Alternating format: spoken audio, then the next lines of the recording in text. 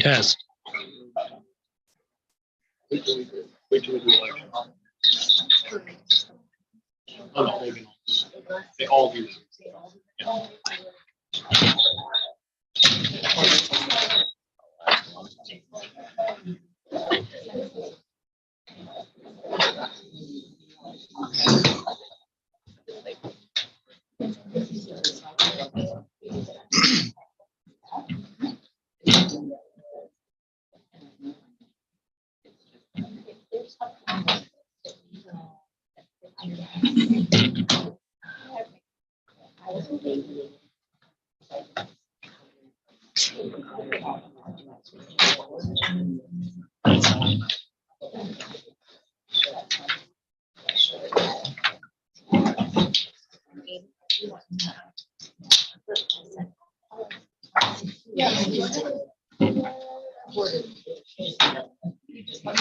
I need to know.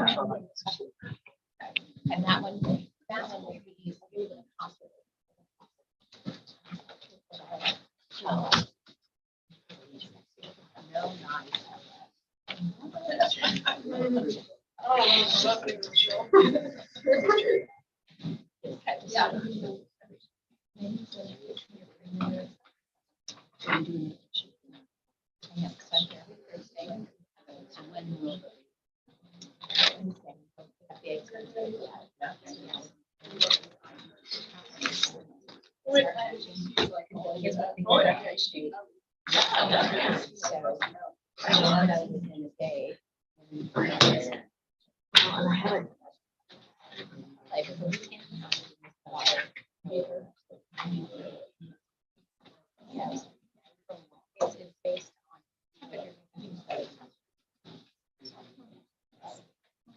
I thought I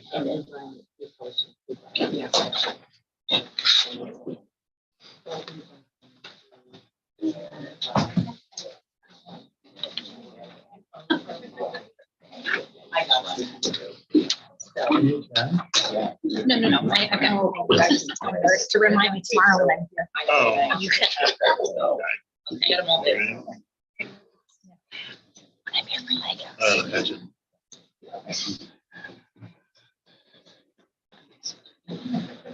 Mine's still running, so.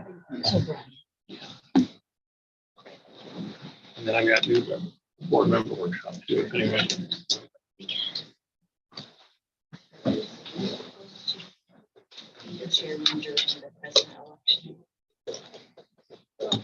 To me, I don't think there's any law that says that if the preceding, I would say the preceding year's ranking officer, which if it's the president would be president, runs the meeting until the new one is elected.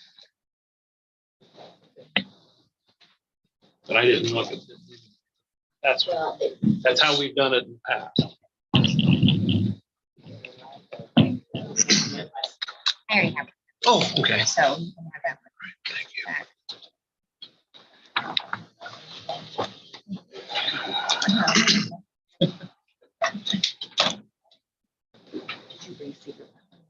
No, I just asked Steph to get paper, cut up paper. It was on my to-do list. Good.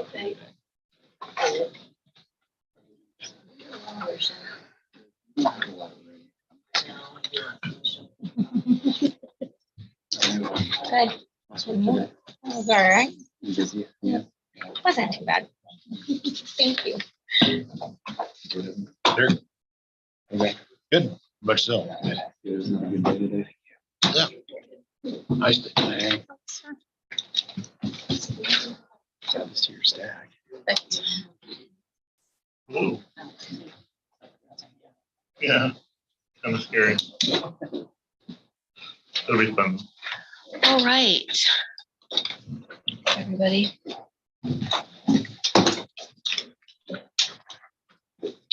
Is there a motion to declare an open meeting? I'll make a motion to declare this an open. Second. Motion by Jason, second by Mary. Roll call vote. Bobby, Yes. Lisa, yes. Hope, Yes. Mary, Yes. Jason, Yes. and JW. Yes. Okay, meeting is called to order.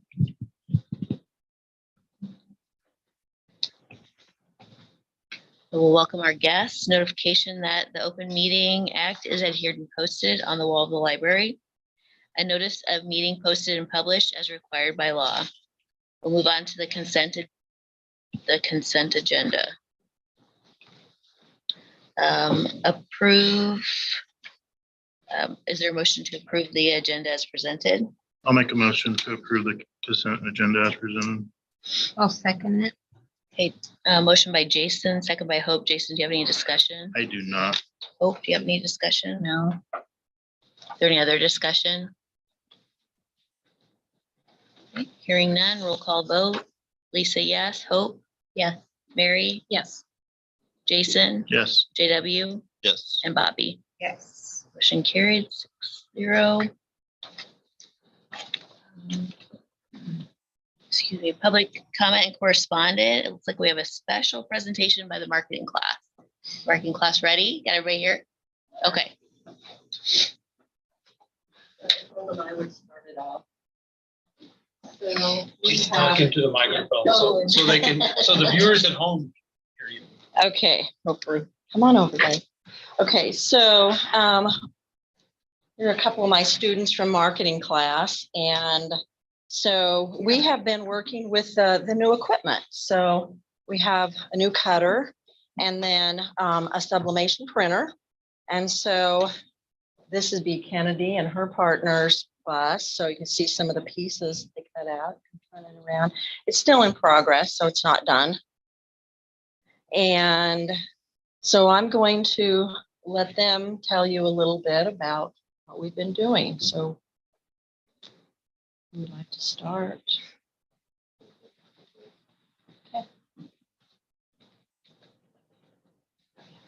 Okay, so basically we've been making food trucks in class for marketing, and we had to pick a slogan and what we wanted to like produce with our food truck. The hypothetical situation is that Mr. Niss lets us have a food truck in front of the school. So we create these food trucks on what we think the school would like. I am making a food truck to sell pies with my partner, and Mason is making one about sliders. And these are kind of some of our logos. Okay, this one is not flipped right, but this is Brianna's and Claire's, and they are doing breakfast. This is mine and Philip's logo right here. And yeah, it's kind of crazy, but you know, we like it. And this one is Kara's and Anna's, and they're selling coffee and tea. And then this one's Mason's again. And we might like print these off on t-shirts. So on voting day, we can figure out, like they can know exactly which truck is ours. But yeah, this has been a work in progress for a while. A lot of trial and error, that's for sure. Some of the edges don't fit right, and we've had to cut out the vinyl a couple of times, but overall, it's been a really great project and I've enjoyed it. Mason?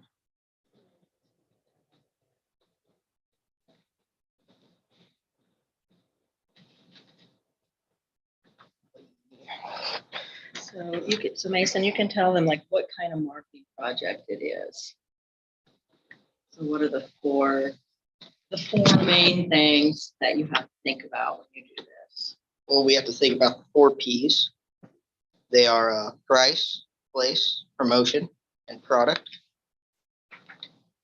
And then Mason came in at study hall today. And so show him here. So like the one that Kennedy held up, we forgot to flip it. So the words are backwards. So you have to flip it so that it's backwards, and then when you put it down, Yeah, this it is when looks you right. flip it right. Mhm. So Mason, just tell them about the process. So you got to help. You were there and we printed this. I'll let you tell them. Yeah, well, first we gotta get a shirt and then we put a board in the middle of the shirt. So it wouldn't affect the other side. And then we get like some solution that we'd spray on the shirt to help it be more vibrant. So it's not all. Because that one's dull. We didn't use, I think it's called fusing solution. So that one didn't have it. Okay. Yeah, and then we would bring it over to the heat press and then press it on there. So it would come out onto the shirt. Final product. So I brought some t-shirts from home. So Macy's old college t-shirt, Dennis's old, I don't know, the Huskers t-shirt upside down. There's a hole in the middle of Yeah. But anyway, when we were making our logos, we had to think of the personality and the characteristics that we like wanted our food truck to portray. And for example, like this is my logo, and we kind of wanted to be fun, creative, reliable. So we did end up picking the color purple, and it does stand for being very creative. And Mason, what did you decide on your logo? Why did you pick that? Well, we picked black. That's black. That means power. And there's a lot of power in our slam slide.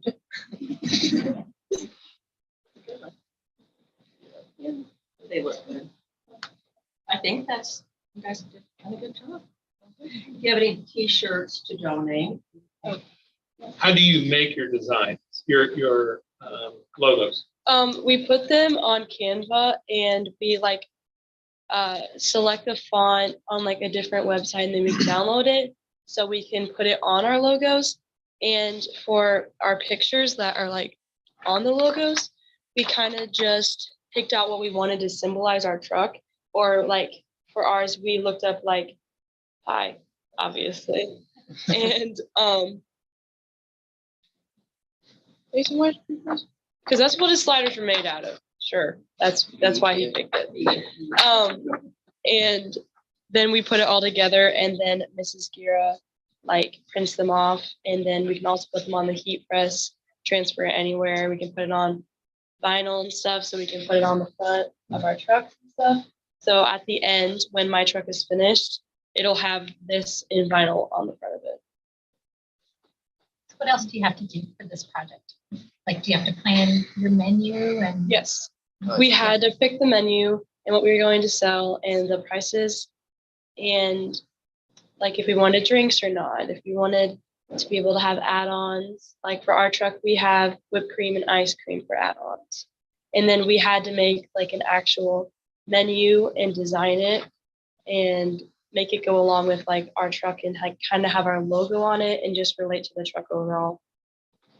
Is this for you guys? I saw pictures that you had Bobby Mites come in and talk about things. So did she give you input on what it takes to set up a food truck or not yet? That was a different class. Oh, okay, okay. That was food on a budget, and they made the food. Nice. So that was personal finance. Okay. But I have thought about asking them if they can. We're still figuring it out, but Mason has had a chance to actually use hands on the computer and is learning how to cut the stuff out. So one by one. And so they can pull images off the internet or get stuff through Canva. Through Adobe. Any other questions? Mason, what's the title of your food truck? I can just see the It's name of it. Slamming Sliders. Very good.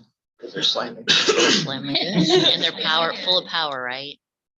So what piece of equipment do you cut your foam core out with? Is that with your cutter? The bus form, is that out of foam core? It is, it's like, it's pretty thick. I have a heavy duty pair of scissors. Okay, so you're not cutting that on one of the machines? Exactly. Yeah. Okay, Very careful okay. I just wondered if you were using one of your And then we cutters. have cute little nail cutters for like the really fine parts of it that we just don't need to cut a little bit off. with. Got some cool tools. Learning to use, so. Any other questions? No, but I don't. Thank you for presenting. Yeah, that is my old world of life. So I never got into sublimation, but vinyl is sometimes temperamental, figuring out how to cut. So that's a great project. Yeah, well, she said that we cut out and then had to recut. Figure it out. It's all a process. Yeah, very good. Looks good. I'll be excited to see when you're done. Are you presenting them somehow? Well, yes, they'll be like in the library Okay. in the high school building, and then like classes like once at a time can come in and like vote for their truck that they think is like the best. But yeah, they'll be on display. Don't know if they'll be shared on social media. Maybe Mr. Miss can do that. That'd be great. Yeah, We could probably bring Kennedy's back. sure. Very good. Yeah. Well, thank you for taking time to share with us. We appreciate it. Thank you. Okay. We'll open up for other public comment if there is any.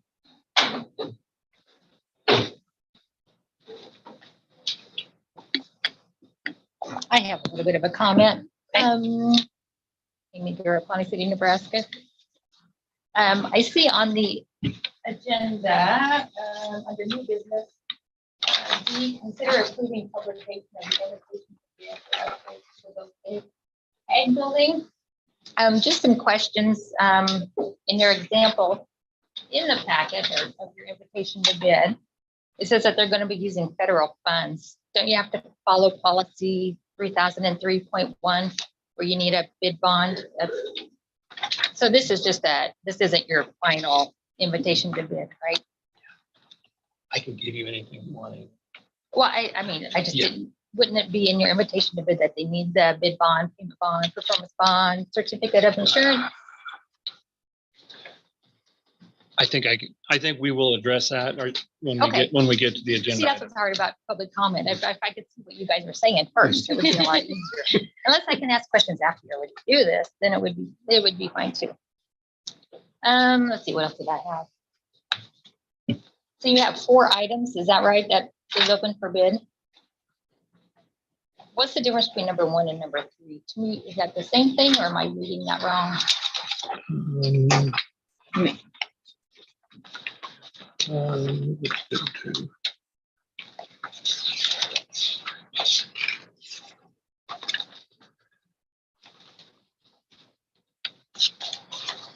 And do you just want me to comment on what I want to comment, or do you want to interact with me?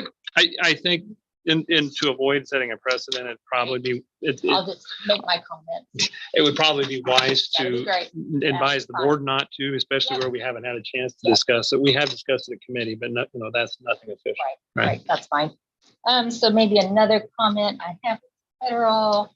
Oh, so like if you're putting these all out for bid at the same time, I guess I'm not sure, how can you bid out number 4 without knowing what number 2 is? How would you know where you need your lights, where you need your, I just thought maybe you might have to pull that one off maybe a little bit. So then we'll go down to bid submission.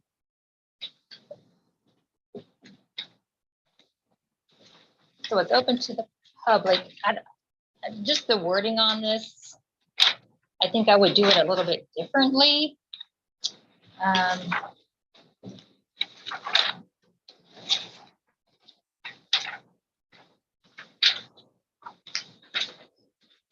Or even on number 3, where it says awarding a bid, where it says the 4 bids will be awarded to the lowest responsive bidders. I think I would avoid saying that, because you're kind of promising it that it's going to be awarded. You might change that to say bids will be taken to the board for consideration. I just don't want, that would be bad if you just said it, somebody's gonna get the bid right away. What else do I have? And of course, I mean, if it's the payment bond and you have a certain date, that two people should witness the date time that they come in. If there's any question, this is just from my experience of submitting bids. I know how this kind of works a little bit. And like I said, I would suggest proof of insurance for sure. And then just at the end, of course, Safe Honda City Board of Education reserves the right to reject any and all bids received, just to get you out of anything. So I'll listen and see what you discuss, and then if you have more questions later, I'll let you know, Brian. Sure. Thank you. Thank you.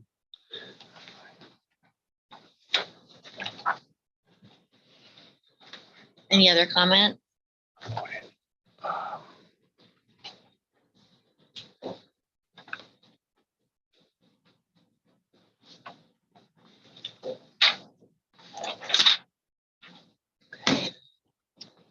There are no other public comment. We'll go ahead and close public comment and move on to negotiations committee.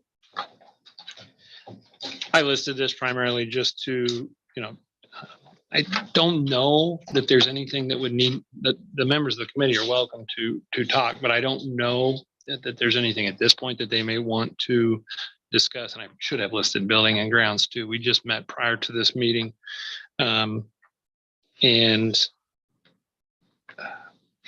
So we met and discussed teacher negotiated agreement, and we also discussed principal contract. The negotiations committee did. And then, since I mentioned it, the building and grounds met, and we spent about an hour going through the paperwork that accompanies the invitation to bid. And I'll dive into that as much as the board wants us to when we get to that agenda item.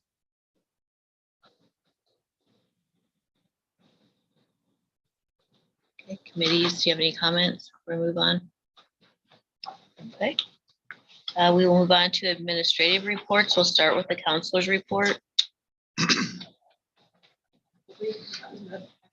They got into the packet, yes.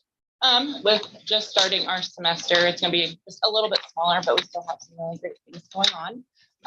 The first one is the AccuPlacer. That is going to be on Thursday, January 12th. Juniors and seniors have the option to sign up to take the test. The AccuPlacer can do a couple things for students.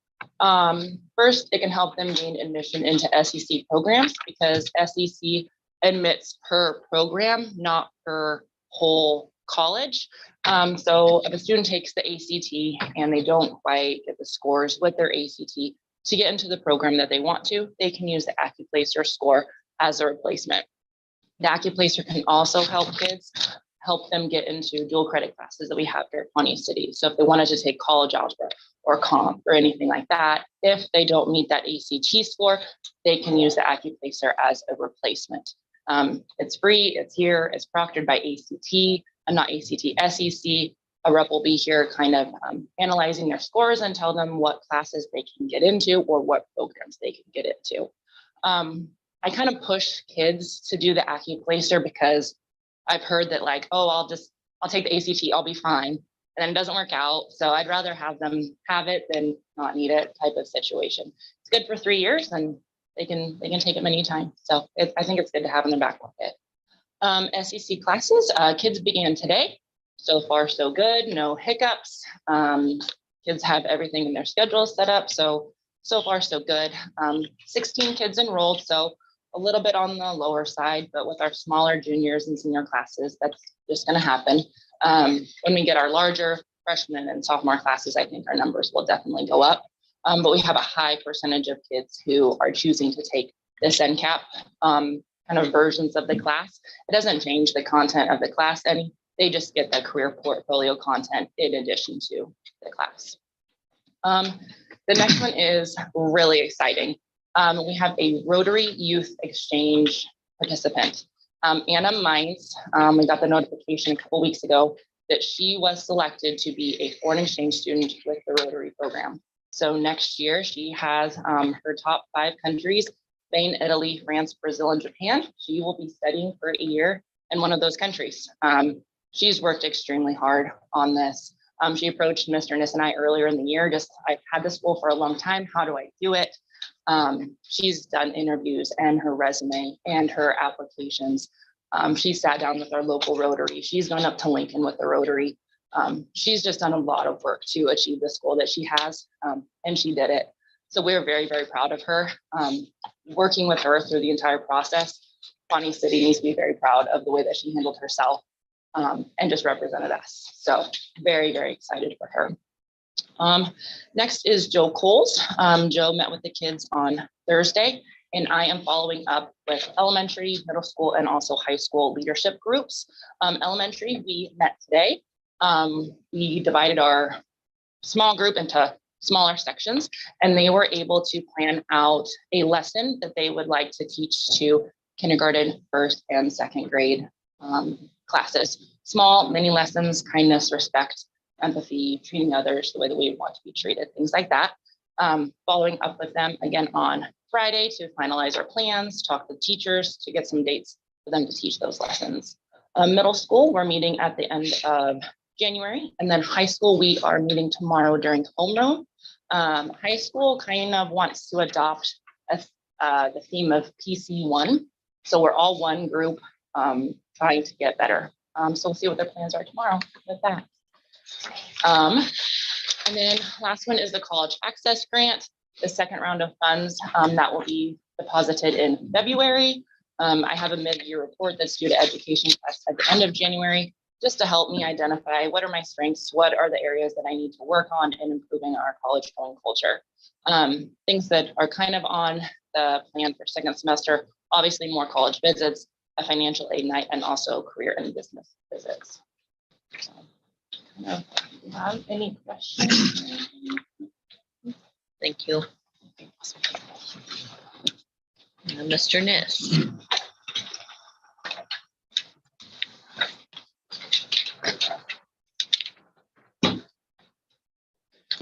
I'm still not sure how well these pick up sound, so just a couple of follow-ups here before we kind of jump into this. So awesome to see Kennedy and Mason here showing off those projects. They change so drastically from when they start to the finished product that I'm excited for you guys to see the finished product. So whether it's through a social media post or bringing some back here to the board meeting, I definitely think it's worth it. They spend a lot of time on it, not excuse me, not just the physical model, but the entire business model. So I just think a really cool project. Also, it's great to see them talk through it like that. So one thing that they mentioned that I thought it was worth bringing up, Canva was the online system platform that they used to make a lot of the visuals. We had previously, Mrs. Gira was using it, and it was a small paid subscription. And there were a few of us that were using the free version, but as she was using it for her class, it was appropriate to have those additional features available. And then we found out late in the summer that we were able to to work with Canva toward an education subscription, which we then found out meant that every student and every staff member got a free premium account with Canva. So now they all have access to every tool that Canva has. So we use it for PBIS and activities and social media, etc. And the students can use it for a variety of projects as well. So a really cool tool that's not costing us $1. So as far as classroom updates, since they came to speak on that, I didn't really want to elaborate on more, except we do have grades finalized from first semester. So I just wanted a quick touch on honor roll and honorable mention. Sorry, I think I'm getting the same thing my kids have. So really just a quick sharing of numbers. For semester one, we had 35 students on honor roll and 26 on honorable mention. So that turns out to be about 46% of our student body was on honor roll or honorable mention. And I thought that was definitely worth mentioning. A lot of kids put in a lot of hard work during the first half of this school year. So it'll be I'm kind of anxious to see how that continues to go as we have kids that continue to work through the year and continue to improve. So second semester, I'll be interested to see what those numbers look like as well. So one other thing to touch on as far as the academic area, we have been doing testing. This is our second round of testing for this year. We started today. We're doing it this week. So I just included there the testing that is happening. I don't need to go through those one by one unless you have questions. But as you can see, we're taking language, arts, math, science, and reading testing. Some of it is MAP testing, some of it is the NSCAS testing, which is the state test. So we just started on that today. Things went really smoothly. As far as the high school goes, Tyler Farabee does a great job making sure that everybody's set up and ready to go and organized for that. So went smoothly today, and we didn't have very many kids gone today missing that either. So that's always a plus for makeup tests. To touch really quick on the master schedule for next year. We have made a lot of progress and are really close to finishing. We found, as Mrs. Bleck and I were working through it, we found that we had maybe an opportunity to add at least one elective class. We compared a lot of school schedules from across the state. I don't know, between 15 and 20 maybe total. And we feel like we have a good offering for courses, but we did see there was a little bit of room there. And as we were manipulating the schedule for next year, we did see that there were some teachers that potentially had an opening in their schedule. So we reached out to them, and some of them already came up with some really interesting ideas. So as soon as we have that done, definitely by next meeting, we'll have the schedule done to show you, but also those new electives hopefully to share. So moving on to activity, obviously this is Mudecas week. So Monday, Tuesday, Thursday, Friday, Saturday, our families will be driving to Beatrice for basketball. So the girls are playing tonight, and then the boys will play tomorrow night. The boys ended up being the top seed in the B division this year. So that's really great news. That's a big change from last year. So they'll play Meridian tomorrow night. Depending on if they win, when they win, then they likely will have games on Friday and Saturday too, just for all that are interested. Something else worth pointing out this week, we also have our athletic directors meeting at the NSAA on Wednesday. That is to vote on proposals that are coming forth for this next year. There are 42 proposals total. Some of them, a lot of them, don't apply to us. Softball, swimming, etc. So I just kind of noted the areas there that there are proposals that do affect. I do not have them all memorized, and they are not short. So I could try to answer your questions, but without referencing them, I probably wouldn't feel confident in giving a lot of details. Speech, there were small details on how some, as far as speech goes, just I think it was oral interpretation. I can't remember exactly, but there were basically some rule changes for specific speeches that were given. For volleyball, they're looking at potentially changing how some schools that play out-of-state teams are awarded wildcard points and the scoring that's used. So that's something we're looking at too. Then football, specifically, they're looking at cutoff numbers. I don't believe there's a proposal on the table for 6-man numbers to change, but there are 2 proposals for 8-man numbers to change. So some of those lower level 11-man schools that are struggling to field an 11-man team due to low participation are looking to change the number so that they would be eligible for 8-man. So that's among those being considered. On the list were also topics associated with classification of schools. So I believe the only proposals that are actually on the list for tomorrow to be voted on for classification deal with class A and B, 1,000 versus 900, which obviously we're far from. But in that discussion over this last week, a lot of us have had discussions through email or Zoom meeting this morning. And there's been a lot of discussion about trying to establish a more comprehensive classification system that doesn't just solely rely on student enrollment numbers. So I do look for that discussion to continue. There seemed to be a lot of support for some change. However, I would say that the focus of that has not yet been determined. So I believe that's all for that.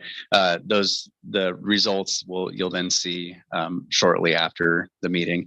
Some of them are changes that'll be published in the manuals for the sports next year. Some will be things that the NSAA will communicate about shortly. On to some miscellaneous PBIS, we had our leaders lunch for first semester. Last year, we tried to do this every semester. And to be honest, I didn't have the time to do it. And so there were months that were missed. And I just felt like that was a missed opportunity. So what I was trying to do last year was to take 5 to 6 students that were nominated that month for their work in being a leader in the school, whether it's the way they're treating other people, their academic or activity participation, whatever it was. So this year, trying it differently. And so first semester, we just had 1. And so instead of picking 5 per month, we chose 20 to take at one time. And Shirley's has been a great partner from the beginning. They have been very generous in their support when we take students there. And so they had the back room set up for us, and we had one nice long, it was like a big family meal, and it was really nice. And so as I told the students there, the ones that were nominated this first semester, we focused on specifically, since the work that Mrs. Blecker mentioned with Joe Coles, we focused specifically on those students that we thought were being good examples, modeling great behavior, modeling kind behavior to others, and being thoughtful of their fellow students. So it was a great time. We'll do that again second semester with similar criteria, but the criteria is yet to be determined for second semester. Just one quick update. We haven't really spoken about it since the beginning of the year, but we did implement the community system this year. It's similar to a house system that you'd see in a few other schools. So we have just scratched the surface. Basically, we've collected points for students for things that we want to see so far. This honorable mention list will be another thing that'll get added to it. Mrs. Bloss and I have been working lately on how to have maybe a more complete approach during second semester, so that we can actually get the groups together a little bit more. Now that we're starting to communicate about what we want to see with those kids, now what we're hoping to do is to bring them together to work through it as a group, as a community, to really truly develop that sense of belonging, that sense of teamwork. So we continue to move forward with that, and I'm really excited to see how that ends up manifesting in school. The press box update, I spoke with Scott Hanna today, and he was able to check in again with Stahlbaumer's on the windows. They received a shipping date for the windows of January 25th. So I was able to confirm with Scott that once those arrive, which he was told should be that week, that he would have them installed within a week. So essentially, what remains for Scott to do would be to install those windows, just a little bit of sheeting on the inside, and then the metal trim that goes around the windows on the front of the building, along with the trim piece along the top. After that, then Dave Pope will come back in and finish his electrical work with the heating and air as well. Just one other thing that I didn't put on here, and then I thought about it after the fact. An upcoming professional development opportunity that's not in district or at the ESU is the MSLBD conference, Midwest Symposium for Leadership and Behavior Disorders, I believe is the full title. It's a conference that I've heard over many years has been very valuable, and it's not one that we would typically have an opportunity to go to. We're always really thoughtful about how we spend any district funds. And a conference of that nature is a national conference, and it's in Kansas City, multi-day. So it requires lodging, substitutes, travel. So this summer, in some of the work that the Mental Health Institute team did, we were able to secure grant funding to cover the lodging and the registration costs for substitute to the district. So it's a really good opportunity for us to take a group of people, I think, to a very good conference specifically focused on an area that we want to continue improving. So that's coming up here February 23rd, I believe, 23rd through the 25th. So just yet another thing that the staff are continuing to try to do to always better themselves. So I definitely wanted to point that out to you. Lastly, I noticed one other thing when Mrs. Blecker was talking about the Joe Coles leadership teams. The idea behind these teams are they're student driven. So the ideas are to come from the students with a little bit of guidance. So Mrs. Blecker is the point person on those. So we have the elementary team, the middle school team, and the high school leadership team. All of those teams have on their own worked to come up with their own plans, things that they want to see in the school to help improve the school, to help themselves become better leaders.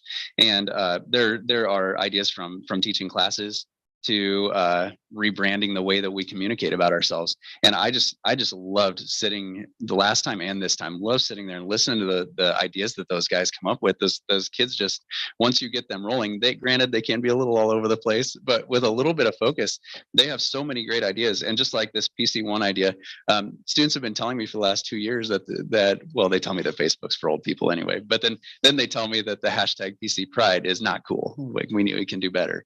And so then as soon as they start talking about PC1, and we ask them to explain it, well, then what's really cool is hearing their explanation, and that they think that just like we're focusing on in this community system, that they think right away, hey, PC1, because we can accomplish anything together, and we can accomplish more together.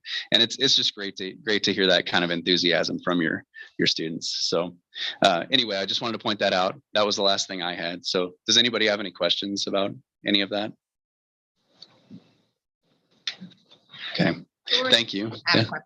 Yeah. The staff members that are going to that conference in February. So let's see, that would be Miss Coster, Mrs. Blecka, other Mrs. Blecka, Mrs. Hageman, and Mrs. Amundsen, and myself. And that was the way that those people were chosen, or those are the volunteers that chose to spend their summertime voluntarily going to 2 days at the ESU for the Mental Health Institute training. And they also are, fortunately, between special education staff, guidance counseling, school psych staff, administration, and classroom teacher, fairly representative of our staff as a whole. So. And I would add that that's funded through the grant that was written by the issue for Yes. special education. Yep. So we may pay for it, but we get reimbursed. Any other Anything questions for else? Mr. Niss? Okay, thank you. Thank you. Brian, All right, so a lot of the things on my report are either items that are on the agenda or items that have been discussed already. So in the interest of people's time, because we do have a pretty healthy agenda tonight, I think it's good too for members of the public that may want to see this information in advance. So a lot of these things will parallel. I won't go over them, but they'll parallel maybe what I'll say when we get to those agenda items. For example, negotiations, I think we'll get to that when we discuss that item.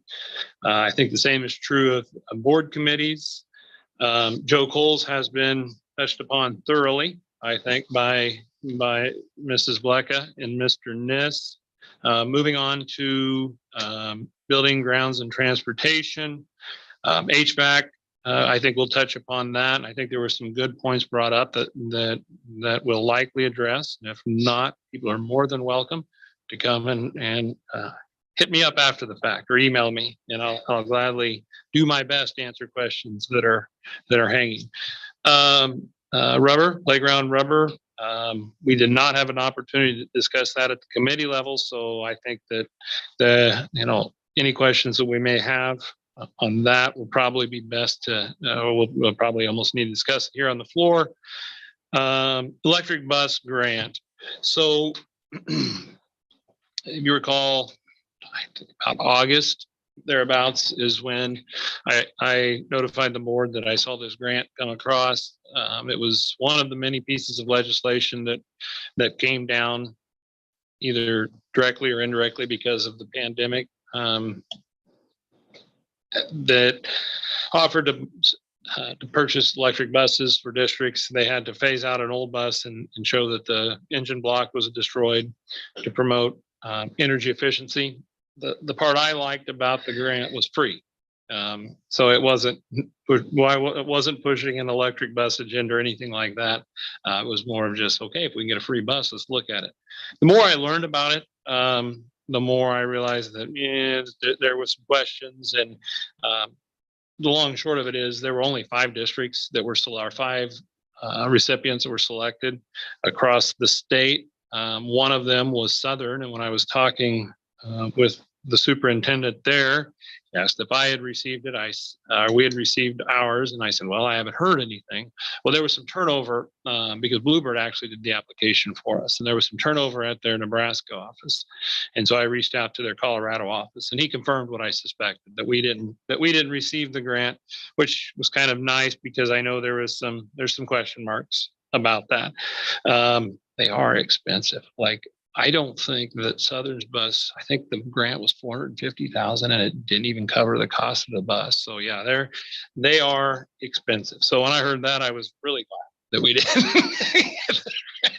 So because it's hard enough to, and then apparently there's grants out there for the charging stations too, but there was enough skepticism that I'm glad that didn't happen.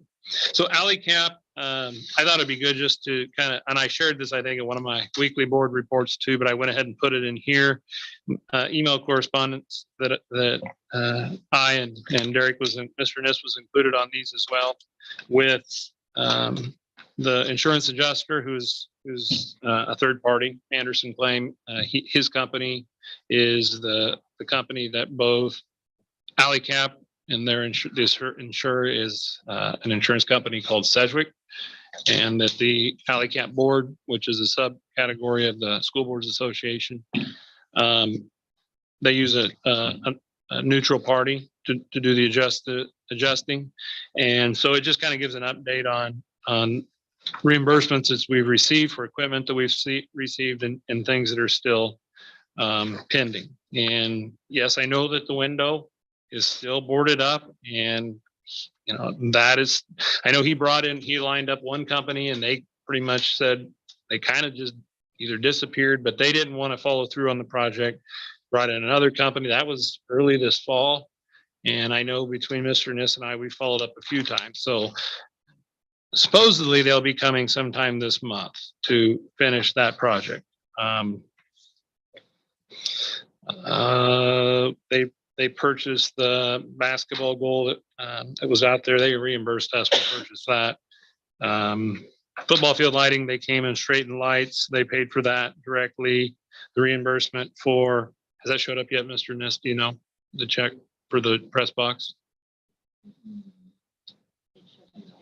Oh, it did today? Yeah, and so that'll go directly into activities fund, because that's where that first 52, I thought it was 51, but it was 53. So I suppose if you're going to mistake, it's the right direction to go.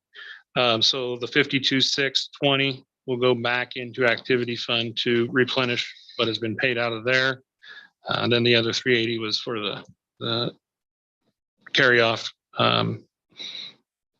trash bin that was brought in, roll off dumpster. Yeah, the basketball goal, and then things that are still pending. We did the labor in-house on the fence repair, so we'll invoice for reimbursement on our labor costs. And portable bleachers, those are ordered to replace those that were bent when they were blown over. And then we need to check and see if there's anything on our inventory that we purchased for press box internal objects that may have been destroyed when the windstorm hit. Of course, that was a time of year when we didn't have much stuff in there, so there wasn't much there. Air purifiers. During one of many emails and things that came down the pike during the pandemic was a survey. It came through our nurses.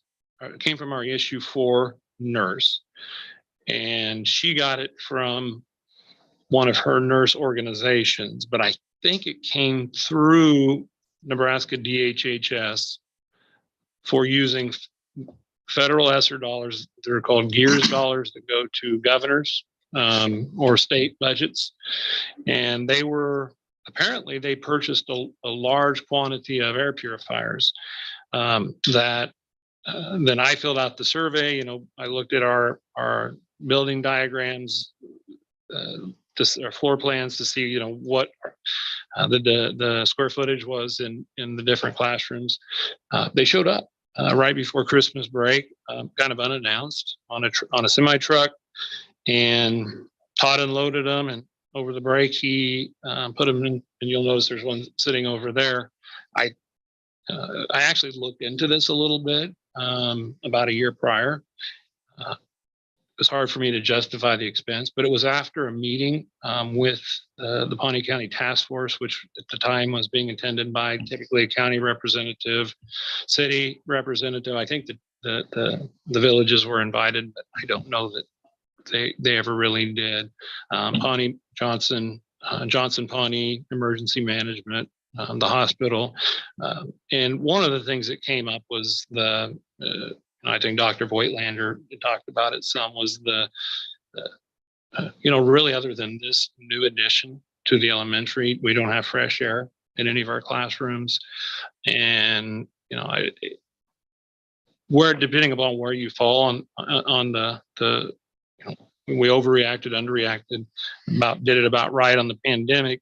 It did bring to light maybe some air quality issues that, I don't know if I say issues, but at least lack of air quality, and how if we can't bring in fresh air, which isn't realistic, maybe we could look at purifying air. So I did look into it, ended up, other than buying one to experiment with, didn't really follow through on that because it was hard to justify the expense. They were about $1,500 a piece.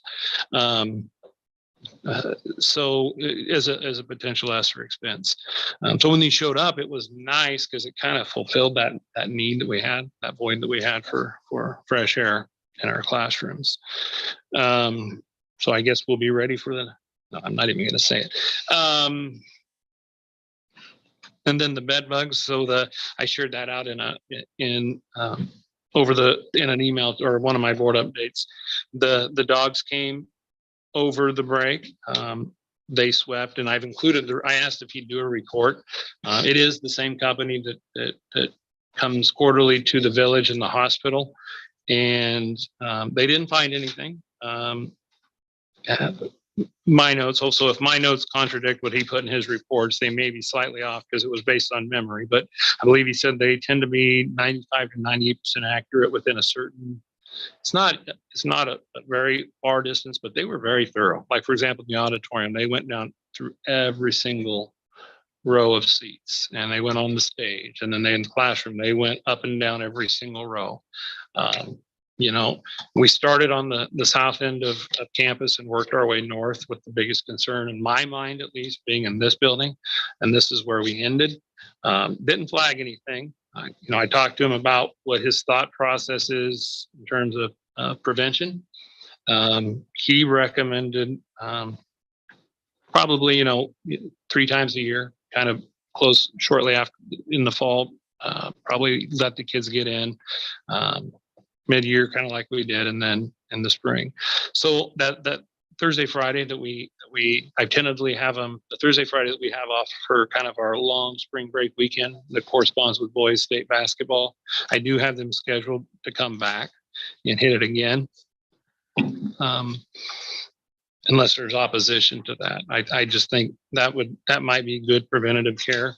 And also there's been just some thought and feedback. So I've kind of created maybe an ad hoc committee of sorts, kind of reaching out to Bobby and Hope and Mary for some of their expertise, especially Mary with working at the extension office, but and Bobby and Hope working in the medical field. So there's been some communication we've had at this point, primarily just by email, to seek their input on that.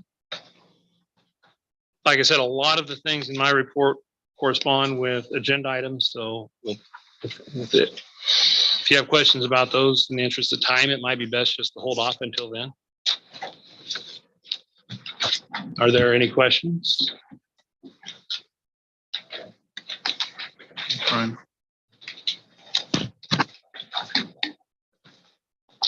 Okay, there are no questions. We'll move on to new business, which is conduct election of officers and oath of office.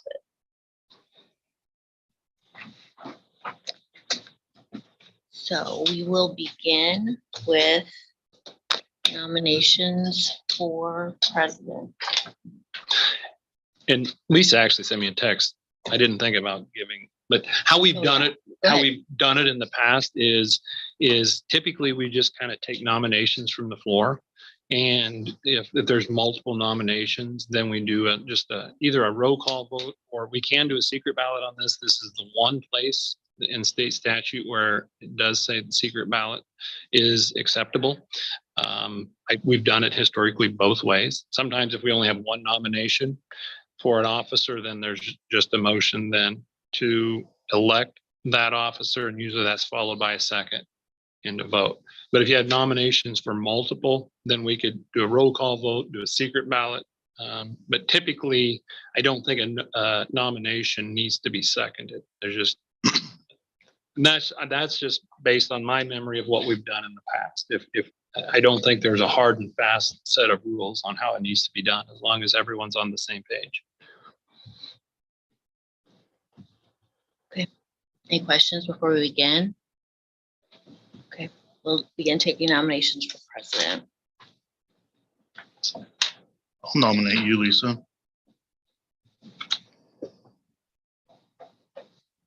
Keep track of that. Any other nominations?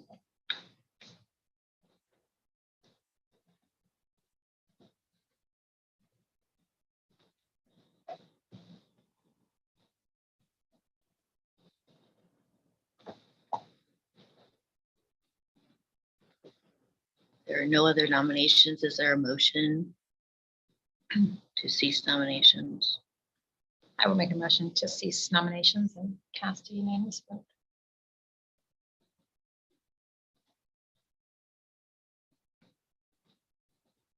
You should probably Yeah. state Lisa in that motion. For Lisa, Lisa has a good president. I'll second Motion by Mary, second by Jason. Roll call vote, right, Brian? Yeah. Roll call vote, starting with Hope. Yes. Mary, Yes. Jason, it. Yes. JW, Yes. Bobby, Yes. Lisa, yes. Motion carried. We'll now open up nominations for the vice president.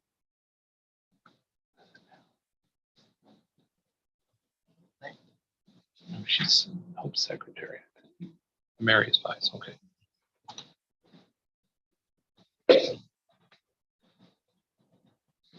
I nominate Jason Petrosky.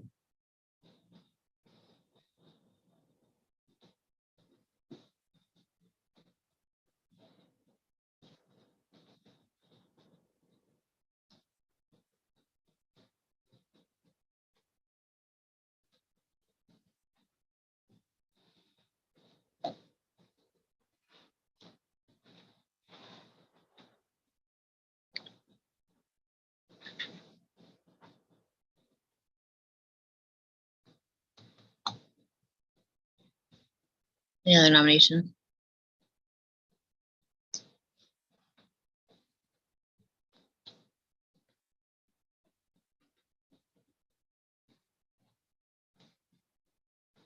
Is there a motion to cease nominations and cast a unanimous ballot? I make the motion to cease nominations and vote for Jason for vice president. Second.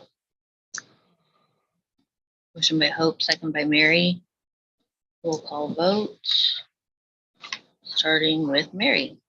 Yes. Jason, Yes. JW, Yes. Bobby, Yes. Lisa, yes. Hope. Yes. Motion carried 6-0. Jason is VP. So that's Okay, we'll now open up nominations for secretary.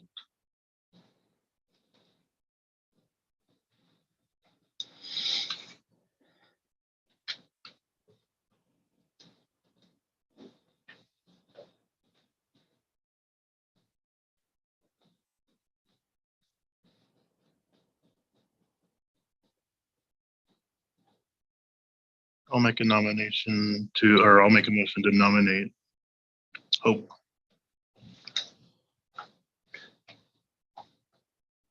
Just for clarification, you want to just nominate her or do you want to make a motion? Because if you Oh, make- I would just nominate. Okay. Sorry. Forgetting what I'm supposed to be doing.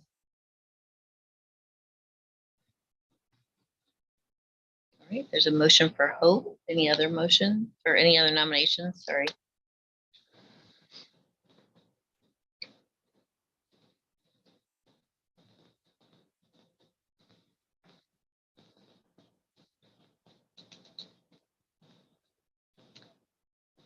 Move, excuse me, I move to cease nominations and cast a unanimous vote for Hope Kuster to be secretary. Motion by Mary, Second. second by JW to cease nominations and cast a unanimous ballot for Hope Kuster for secretary. Roll call vote, starting with Jason, Yes. JW, Yes. Bobby, Yes. Lisa, yes, Hope, Yes. and Mary. Yes. Motion carried 6-0. And Hope is our secretary. Final office is treasurer. Take nominations for treasurer. I nominate Mary Mosier.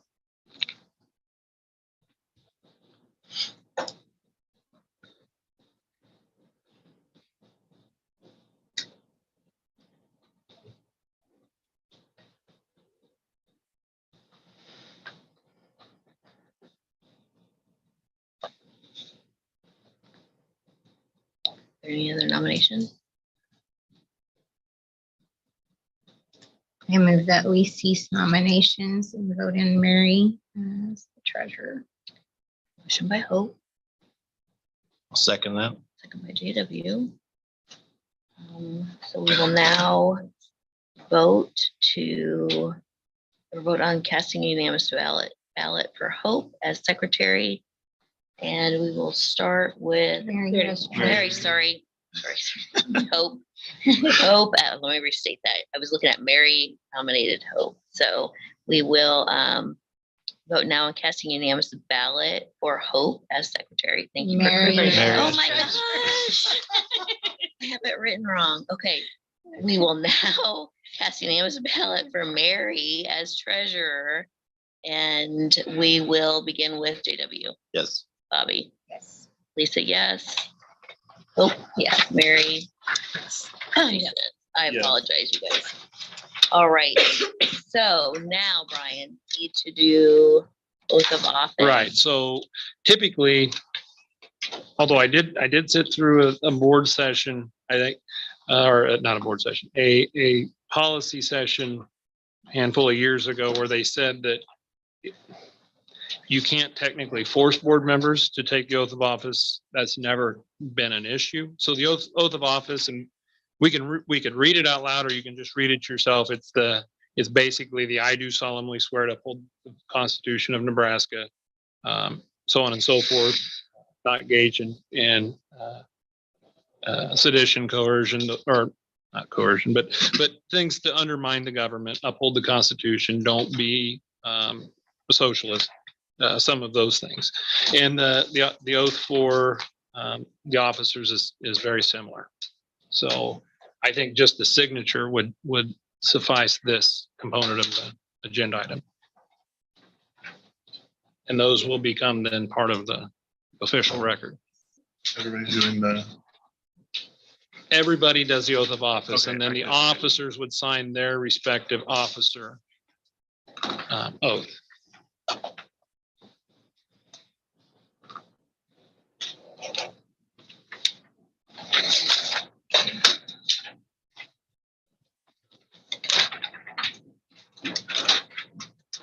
Okay. Can we move on? Thank you. All right. Item B, review board policy 2012 board code of ethics. I believe it's in the packet.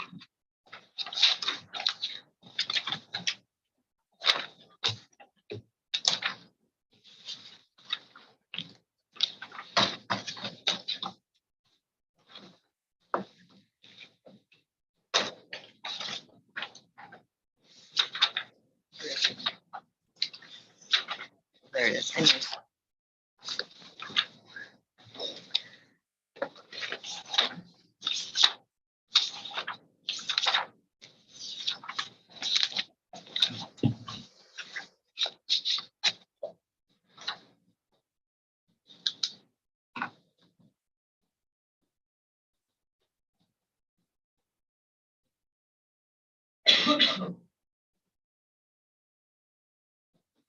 Did you want to do anything with this specifically, Lisa? Did you want to read it? Yeah, we can read it. So. Let me read it. Sure. 2012 recognizes that collectively and individually, all members of the board must adhere to an accepted code of ethics in order to improve public education. Board members must conduct themselves professionally and in a manner fitting of their position. Each board member shall attend all regularly scheduled board meetings insofar as possible and become informed concerning the issues to be considered at those meetings. Endeavor to make policy decisions only after full discussion at publicly held board meetings. Render all decisions based on the available facts and his or her independent judgment, and refuse to surrender that judgment to individuals or special interest groups. Encourage the free expression of opinion by all board members and seek systematic communication between the board and students, staff, and all elements of the community. Work with other board members to establish effective board policies and to delegate authority to the superintendent to administer the school district. Communicate expressions of public reaction to the board policies and school program to other board members and the superintendent. Learn about current educational issues by individual study and through participation in seminars and programs such as those sponsored by the state and the National School Board Associations. Support the employment of those persons best qualified to serve as school staff and insist on regular and impartial evaluation of all staff. Avoid being placed in a position of conflict of interest and refrain from using the board member's position on the board for personal or political gain. Refrain from discussing the confidential business of the board in any setting except a board meeting. Refrain from micromanaging the affairs of the school district. Recognize the superintendent as the executive officer of the board. Work constructively and collegially with the other members of the board, students, staff, and patrons. Refer complaints to the superintendent or building principal as appropriate.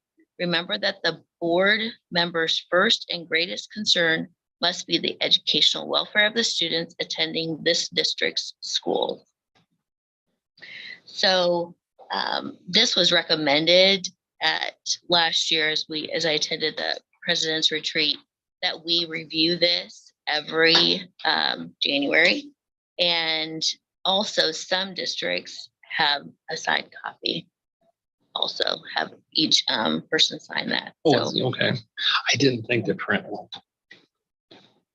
It would be on board policy if we did. Wanted to print one. but that would be a policy change probably. So Yeah, I mean, if we wanted to, we could visit that as Yep. we go. Yeah. The policy committee could make that decision. So in the future, I just think it's something good to take a look at each January as we start a new year. So really that's it, Brian.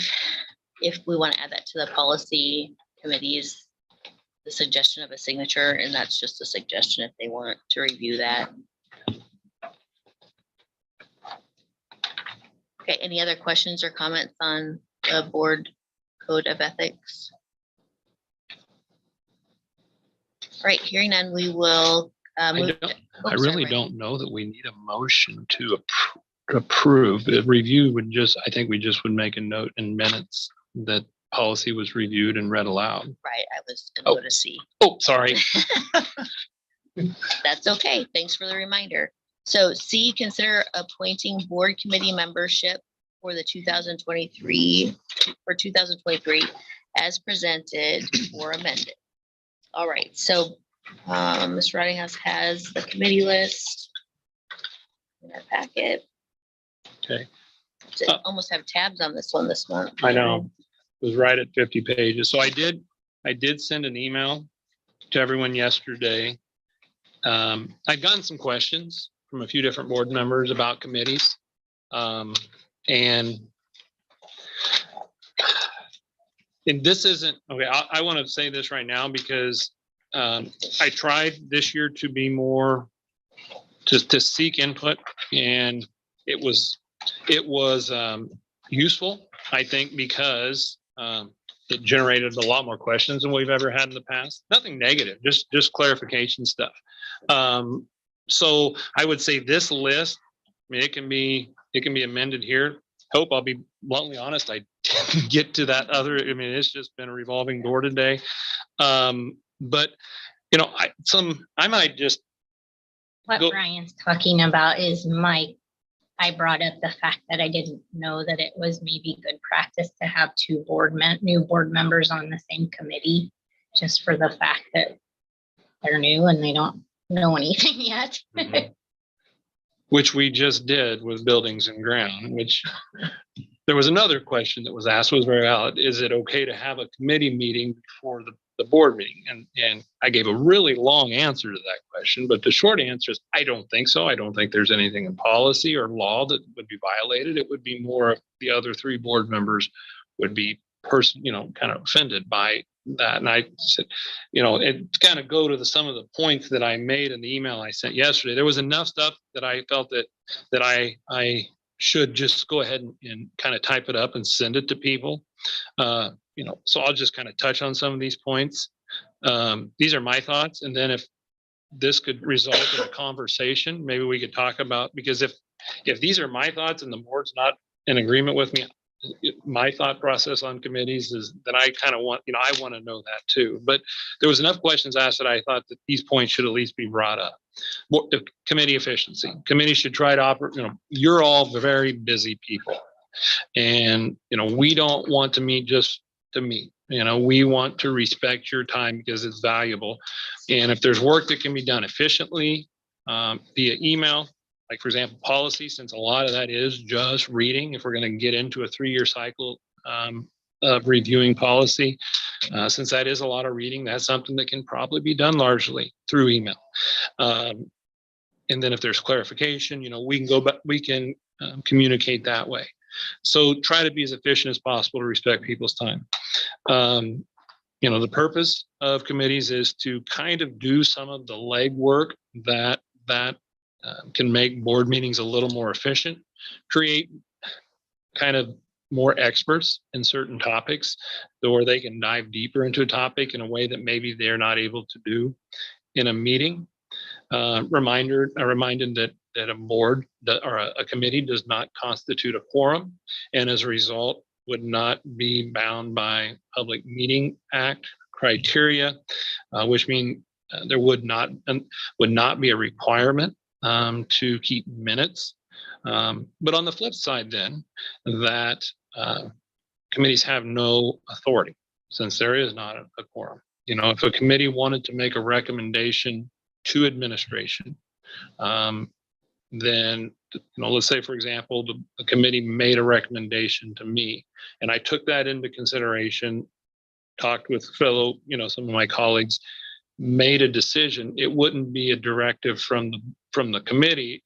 It would be using, the authority that's granted to this position to make executive decisions.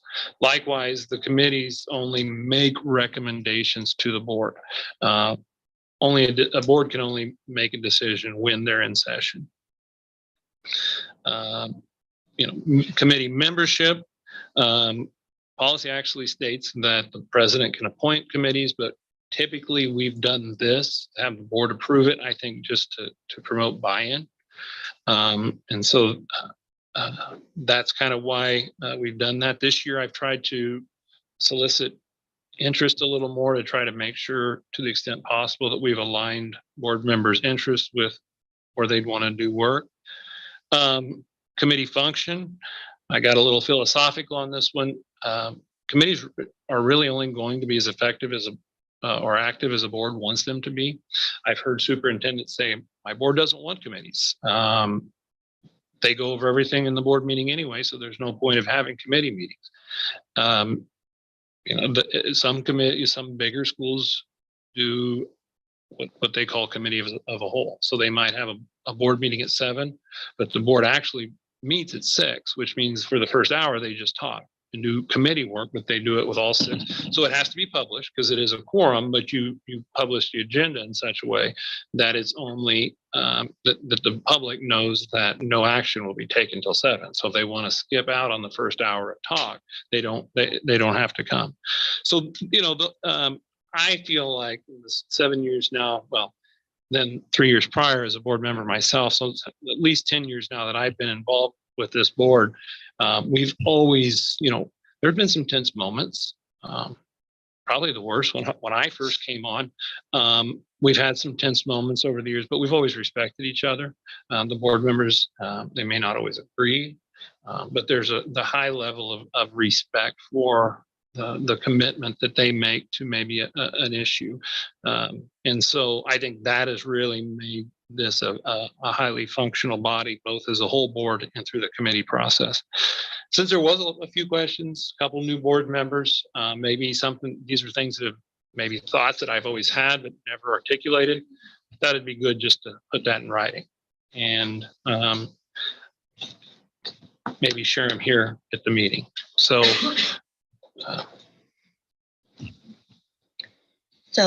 I will make a motion to approve the board committee membership for 2023 as presented and or amended, so we can begin discussion if there are some things that we do need to amend. So that's my motion. Second it. Motion by Lisa. Second by Mary. Is there any discussion? I do have discussion as far as Brian and I discussed equal distribution of sort of responsibilities. I'm not sure how you don't have 2 people that are new. We could switch around, and there's only one committee that is needs to stay that way until our terms are up, which would be communications, which is the Education Foundation. So I guess anything is up for discussion, but where the new people are on policy together is, in my opinion, is a good place to start. It, for lack of a better term, forces you to go through all policy and just become familiar with that. And then buildings and grounds, that would be the other one, I guess, where I see 2 new. So we're open for suggestions if somebody has something that they would like to change. So Mary, do you have any discussion? No, I think these are good committees. And like you said, with the new people policy would be a good one, definitely to start at. Buildings and grounds, I think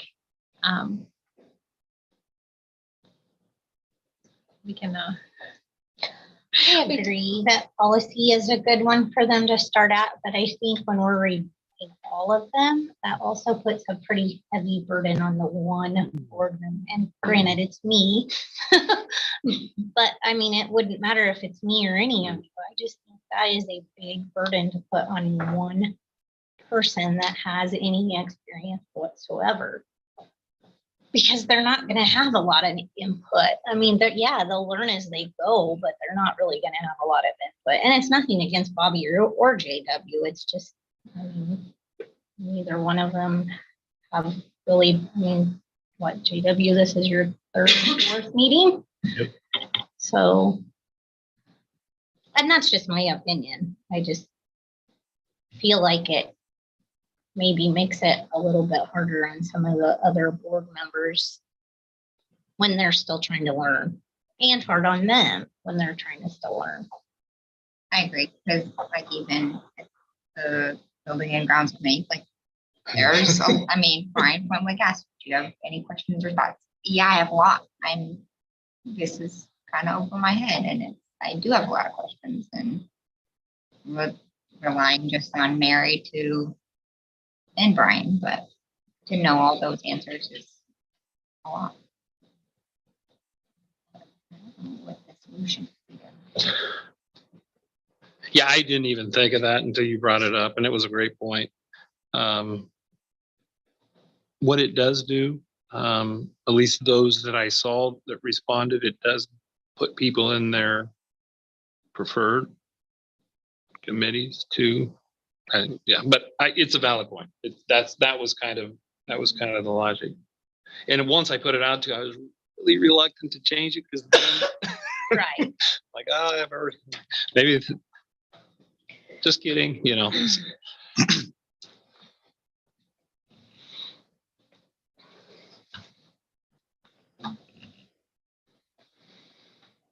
I mean, do you want a newbie on negotiations right out of the gates? It's hard to decide. I was on negotiations right out of the gate, I was too. and I hated it and appreciated it at the same time. I mean, it forced me to get in there and learn about the process itself, you know, and I don't regret being. So am I the only new person on negotiation? Currently, is it Hope and Jason? Okay, Mhm. that's what I thought. So, yeah.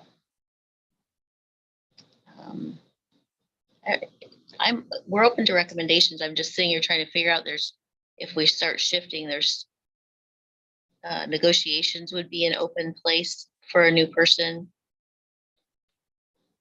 Communications is limited until we have that rotation in our terms.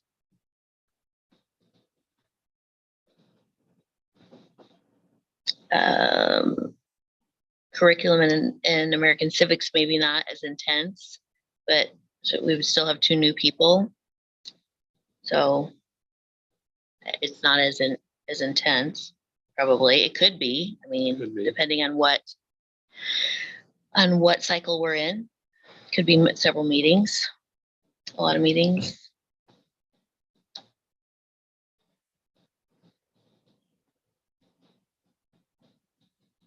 Is there any other discussion? We'll open it up to anybody else.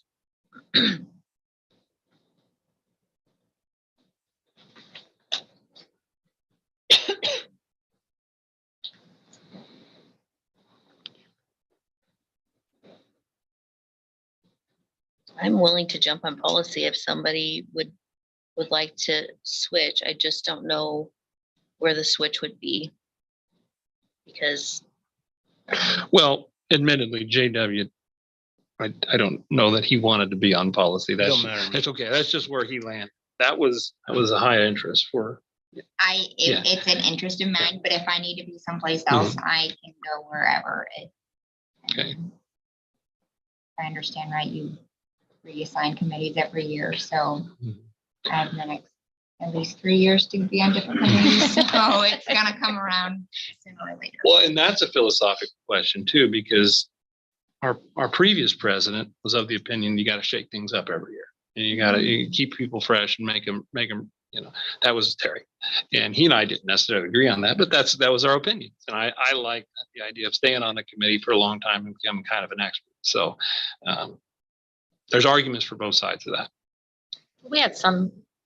We did both because Yeah, I know. I was on negotiations. Yeah, I've it been was on a- for it 6 was- years, so, It was no. kind of a balancing. So, yeah. I believe there's some committees that it's beneficial to have some consistency. You know, if you're in the middle of a buildings and grounds project, you're going to keep that the same, I would think, or as close to the same, maybe switch one person out. But it's also good to know that we've had turnover on our board this year. It's good that some of us have been on each committee so that we can pick up where things were left off also. So are there any recommendations to amend?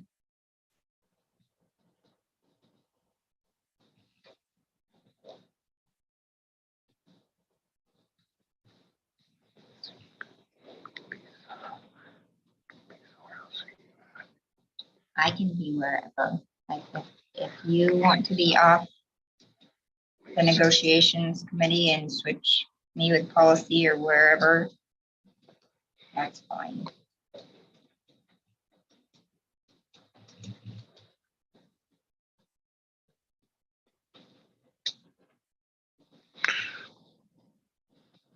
Or whichever.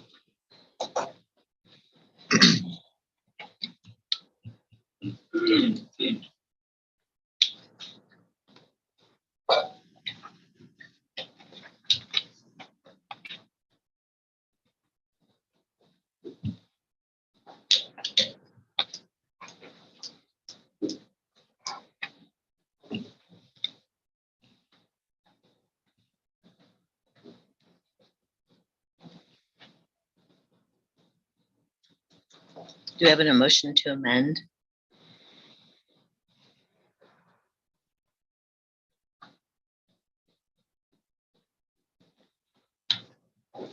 I guess nobody knows what we're amending.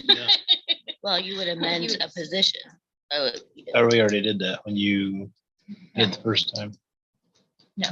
Didn't you? Oh, you didn't? It was just a motion to so if, like, approve these. yeah, if we want to make any changes, we amend. can amend it. So then, so you have Or to say amend. specifically who you want to move. Right. Yeah, for the amendment.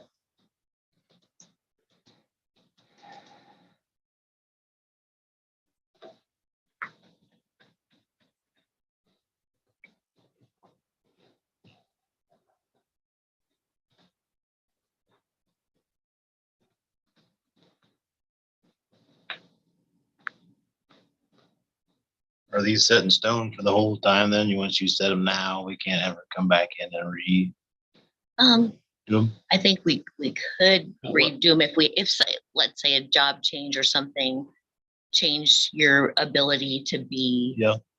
We Or could you look at get it. into it, it's like, this is over my head and I would rather do something. That did Or happen something. one time. On, you probably remember, it was while I was on the board, we had someone who was appointed to the foundation board and then immediately left.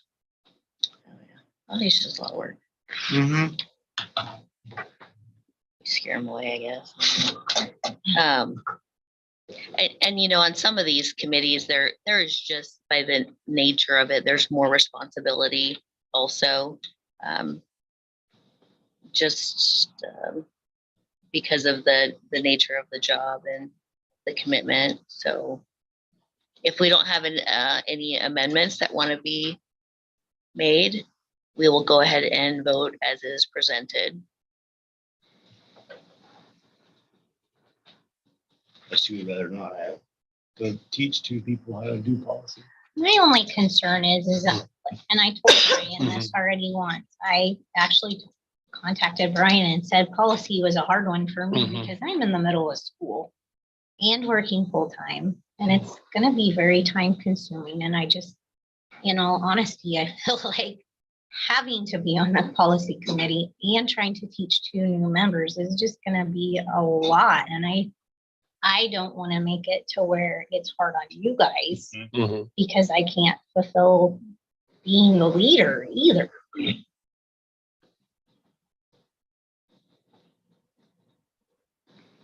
Can we do the policy committee as a group, as a whole, That would be. like you said? Well, earlier? the Or is that all? The problem with that would be, that's a great question. The problem that I foresee that is if you want to do it by email, you would immediately have public meeting violations then. So all your conversation would have to be during the meeting. Those could be some lengthy conversations. And we could. My thought was, and I haven't even talked to Lisa about this yet, but was since we're going to be doing an issue or discussing policy, just have a, and I this isn't set in stone, but maybe just have a part of each agenda that just says policy review. Kind of like a new business, only it's just a recurring section.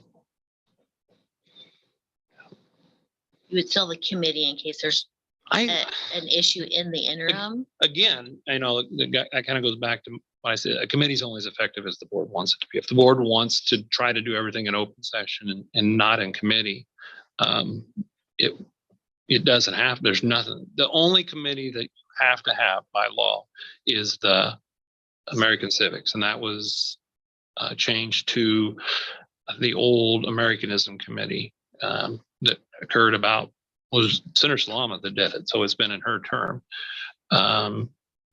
who made the motion to change that. I mean, even negotiations in theory could be done by the whole board. I mean, typically what you do is you go in closed session, you come out, and then that goes to the teachers.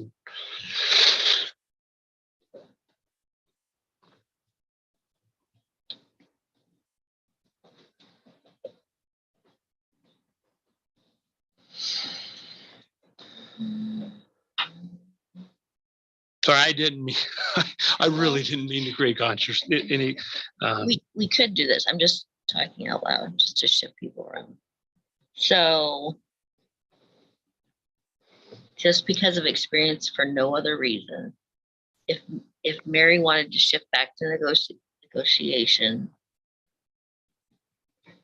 and my only reason with that is because we're in the midst of negotiations, and I feel like there just isn't going to be issues. But if Mary, if you shifted back to that, took my spot, we would shift Hope up to buildings and grounds, and I could jump on policy.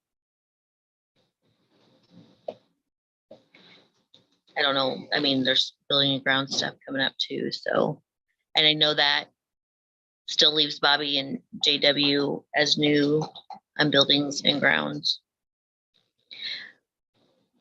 In all actuality, I feel like I've been two newbies on committees numerous times in my life. There was times where some of us were on 4 committees and some were not on 2. So, but that's a suggestion that I would have if Mary and Hope were okay with that, that I could be responsible for policy stuff and working that through, unless we want to start meeting as a board and doing that prior to our meetings. But I still feel like just for this year, I would like to consider having a policy committee, because there could be in the middle of So something. then you would move to my spot on policy? Is that what you're? You could go up to buildings and grounds, and Mary could move down to negotiations, then I could move to policy. Because would that work? A simpler thing, if we're gonna, might be just to have you jump to policy and have either JW or Bobby jump up to negotiations. If they're comfortable with that, as far as That's a simple switch. Take a pick. I'm gonna move JW to negotiations. JW, does your schedule work with that? Sure. Well, that's not nearly as time consuming as policy, since we're going to get into a cycle. And Bobby, since you said that, was that one of your interest areas, policy was? Yeah. Okay. Yeah. Is everybody okay with that? I mean, that's just a suggestion.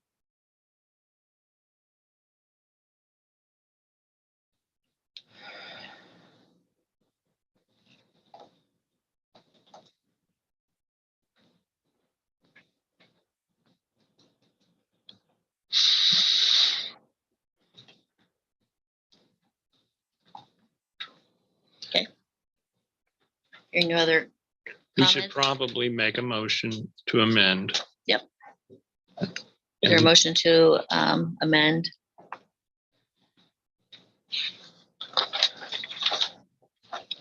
I can make that motion to amend. Mary, did you second? Yes. Okay, so does everybody understand what we're voting on? The only changes would be JW would shift to negotiations and I would shift to policy. All right. Go ahead and vote, starting with Bobby. Yes. Lisa, yes. Hope, Yes. Mary, Yes. Jason, Yes. JW. Yes. Motion carried 6-0. Next item, consider approving the publication of the invitation to bid for upgrades to the vocational agricultural building using ESSER funds as presented.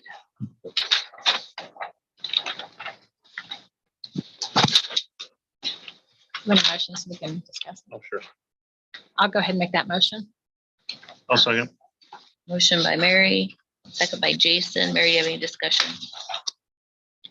No, I think Brian can explain it because I think some of the things that were addressed or questioned earlier are in the ones that we received, but. Jason, do you have anything? I do not. Okay, then we'll open it up to any other discussion.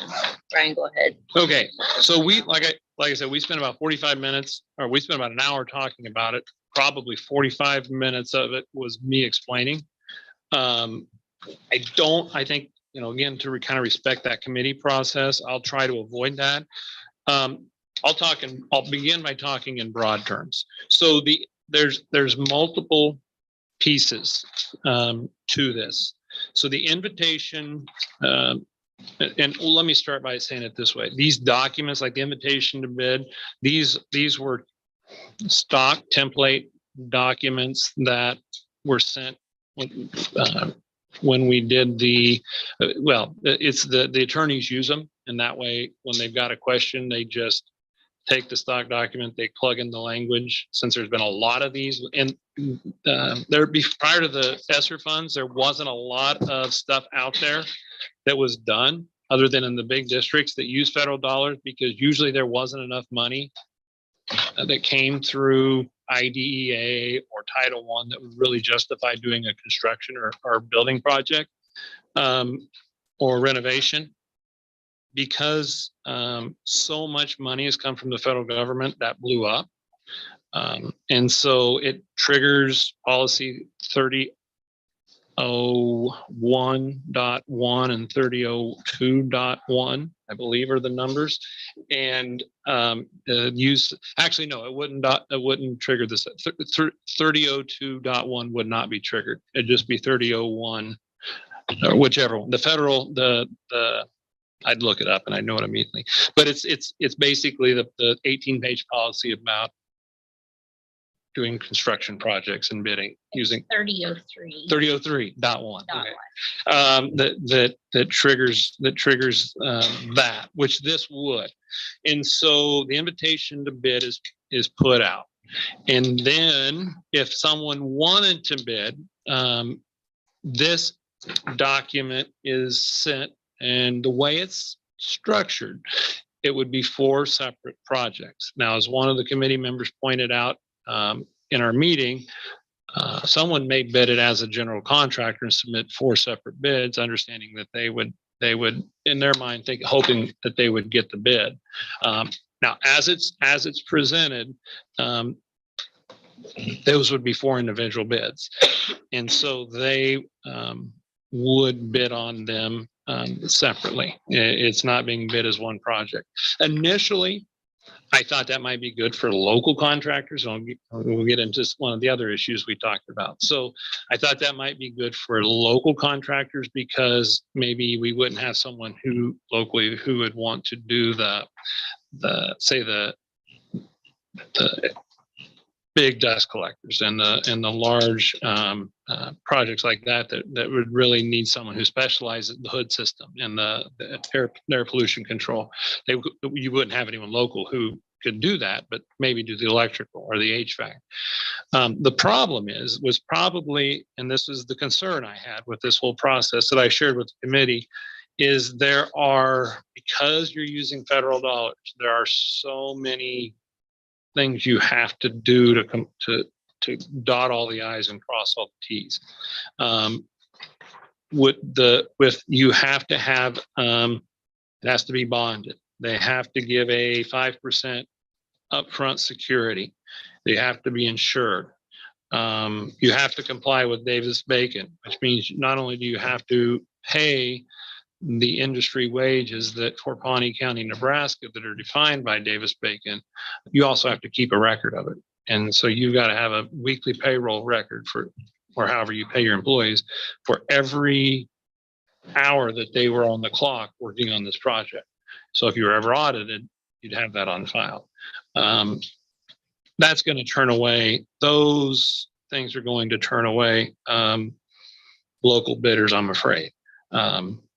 I'm almost certain But I still, I mean, also, because I think some things could be done locally. To the point of the electrical not being done simultaneously. Brian, is there a document that we don't have, or is that just the board? These are, okay, so what the committee has. So what the committee has is what I gave them are, and it was probably 15, 20 minutes before I gave them this document, because we started out with a kind of a history of where we got, how we got here. But what each person got was, it's called instruction to bidders. Okay. One is for titled Vocational Agricultural Shop and Classroom HVAC Project. One is for Vocational Agriculture Shop Welding and Air Pollution Control System Project. One is for Vocational Agricultural Shop and Classroom Electrical Project. And one is for Vocational Agricultural Shop and Classroom Exterior Window Project. Okay, so that's our items here under number 1. And so if someone reached out with an interest to bid, you would send them this document. And there are other documents in addition to these 9 or 10 page documents that would go along with these. There are bid forms, which is, for example, what we got from the 2 bidders, the one we bid and rebid the HVAC project for the gym, the contract. And so they get a copy of the contract. It wouldn't be signed unless both parties agreed to it. And then the wage determination notice, which comes right off of it's a federal website for Davis-Bacon. It has its own website. And then you put in Pawnee County, Nebraska, and it generates your wage determination notice for your county. So for each one of these, that goes out. So for, just hand those around. So for the 2 bigger projects, the project for the welding and air pollution control system, what we did is we worked with Matheson Linweld. Well, let me back up a little bit. First, we reached out to, Lisa was actually the one who pointed me in this direction, to SCC. His name is Mark Hawkins. He is the director of the welding program for SCC. They're building, or maybe they're done with, the brand new welding shop in Lincoln that has over like 100 welding booths. It's enormous and it looked really impressive. So he came down and he does this. I think he worked with Flatsmith when they did their upgrade. I know that that's where Casey was at after she student taught here.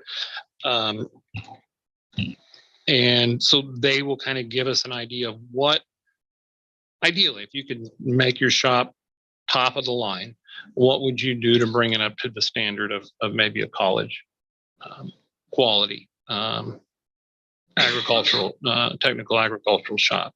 And so he gave us an email that he recommended talking to Matheson, because they could give us some specific ideas. And they came down and they did that.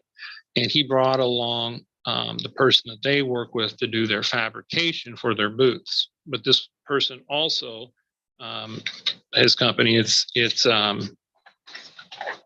custom cooling and heating. They also do, as the name would suggest, HVAC. And so while he was here, I communicated with him about ideas. I made it very clear to them that even if they submitted a bid, it would still have to be put out to bid. They were both okay with using their proposal as the specifications for the project. So going back to the point I was making, on the instructions to bidder documents that would go to potential bidders, the specifications simply state, provide installation, for example, I'll read this one. Provide the installation of a welding system to the vocational agricultural shop to match the specifications in Exhibit A, which is attached hereto and incorporated herein by this reference. And then all the references to prices and the company that's doing this are removed. And then there's a disclaimer that basically says, I'll just read it. It's pretty short and succinct. It says bid submitted for this project shall match the following equipment specifications. If substitutes for equipments are being used, those must be equal or of equal or greater quality. Description for specifications to support the quality of substitute equipment must be submitted with the bid. So if they want to use their equipment instead of this equipment, then they need to give a written justification to why their equipment is equal of comparable or greater quality if we would happen to get multiple bidders. The same disclaimers in the HVAC where we could, like I told the committee, I probably will shoot this off to Beatrice Mechanical and to RUT. Those are two companies that we wanted to bid the HVAC project that didn't. The gym HVAC project in Denton, but because RUT does a lot of work here. And so does, and Beatrice Mechanical is local. So they wouldn't have as much of the cost associated with travel. And I expect custom heat, cooling, and heat, what was it? I expect them to submit one as well. So those are the specifications for those two documents. For the electrical, I'll just read this one because it's because the specifications are worded right here in the scope and nature of the project. And I'm going to interject here and then I'll circle back to where I was going. All of these documents were stock documents that came from our KSB school law. I plugged them in when the information in for, actually I didn't, and that was done by the engineers for this project, but I still had the template documents. So I just took those same documents that the district already possessed and changed the language. And then so we didn't have to necessarily pay the attorneys to at least on the specification documents to do this, only to just read through what I wrote and then give me, which they did, they gave me the stamp of approval. He says, you know, if the specification, because they're attorneys, they don't know about specifications for projects, but he says if those are good, everything else looks good. So this is what the major components would be for the electrical.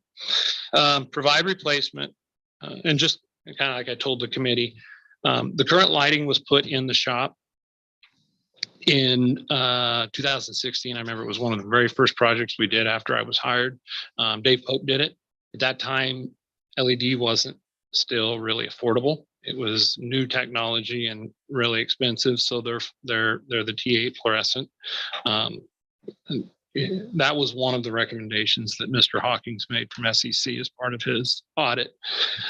So provide replacement of 24 existing fluorescent light fixtures in the vocational agriculture shop with new high bay LED light fixtures to achieve a minimum average foot candle reading of 50.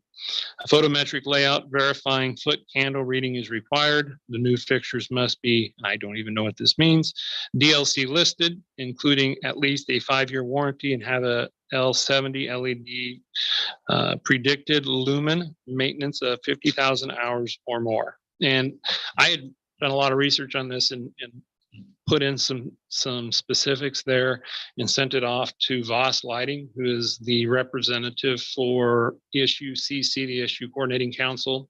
So they have to match prices because on any of the products they sell, but they do, I'm actually probably going to ask the committee because they do some free audits they're trying to sell their product, upgrade lighting and for efficiency, but you can get a free efficiency audit on your lighting.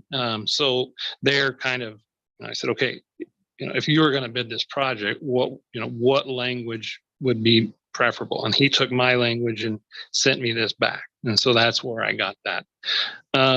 Which brings up a good point. None of this has been overviewed by an architect or engineer. I want to make sure that the board understands that. So on the ESSER application, which is through the Department of Education, there is a clause or one of the many paragraphs that have to be filled out in your narrative. It has to say, how will you either provide an architect or engineer or achieve those same standards. And so I emailed and I have it in writing twice, actually, the person in the Title I office who's in charge of this and said, do we really have to have an architect or engineer? And she emailed back, no, but think about how you're going to fulfill those requirements. And based on communication I've had with other districts, is what they tend to do is just this. They get a bid or proposal from a bidder who's in the field, and then they use that as the criteria, the specifications. So we're not doing any structural changes. Checking with the attorneys, it doesn't trigger any state architectural requirements for dollar amount, or because we're not doing any structural changes. It doesn't trigger that 1,000 square foot or anything that, and I think anything that serves as, regardless of the size, as a primary educational structure is probably going to trigger architectural if you're doing a structural change, which we're not. So I do want to make that point that there has not been.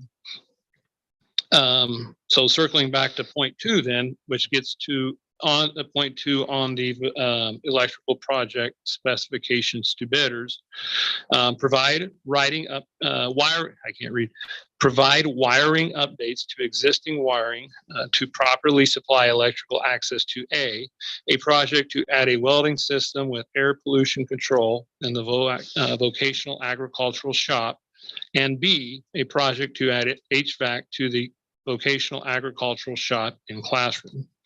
The bidder, below that, the bidders shall collaborate with other bidders for the welding and HVAC projects to provide electrical wiring and service that has proper electrical load capacity and supply access to the necessary locations for this project. The bidder shall provide necessary electrical structural capacity upgrades to ensure all new and existing electrical loads have proper electrical supply and comply with all electrical codes that apply to the school district's vocational agricultural shop and classroom. And then the third one, copies of the specifications being provided to other bidders for the welding and air pollution control system and the HVAC system, to which the bidder will provide electrical wiring and service, are included in Exhibit A, which is attached here to and incorporated herein by this reference. So that's kind of the legalese way of saying you need to make sure that you upgrade our electrical supply so that it can adequately feed this new equipment that we're going to provide you the specifications for. And then you need to work hand in hand with the constructors that are doing it. There's a good chance that they will, that the same company may bid on both projects to help ensure that happens. That they can work hand in hand, or someone pointed out they may just bid on all 4 projects. That way they can serve as the general manager. I think my thought process was doing it this way opens it up for more competition of the opportunity to bid. But if the board said, no, we want you to bid this as one project, and I don't know what that'll do to Matheson. I don't know what that would do to these others. If they would be interested in that, didn't even cross my mind until this meeting this evening, to be bluntly honest. But you know, that is an option. Going back then to the process, the invitation to bid would just open it up to submit bids. I agree, and I raised that point not on this one, but when we were doing the HVAC, I said, don't we need to have a clause in this invitation to bid that says we reserve the right to reject all bids and don't have to go with the lowest bidder? And Well, it is in there. So it isn't, but it's not in the invitation to bid. Oh, And he says, well, it's in the specifications, so you don't have to worry about it.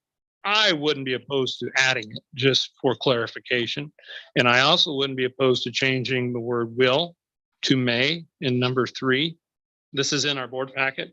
Item number 3, the 4 bids may be awarded to the lowest responsible bidder.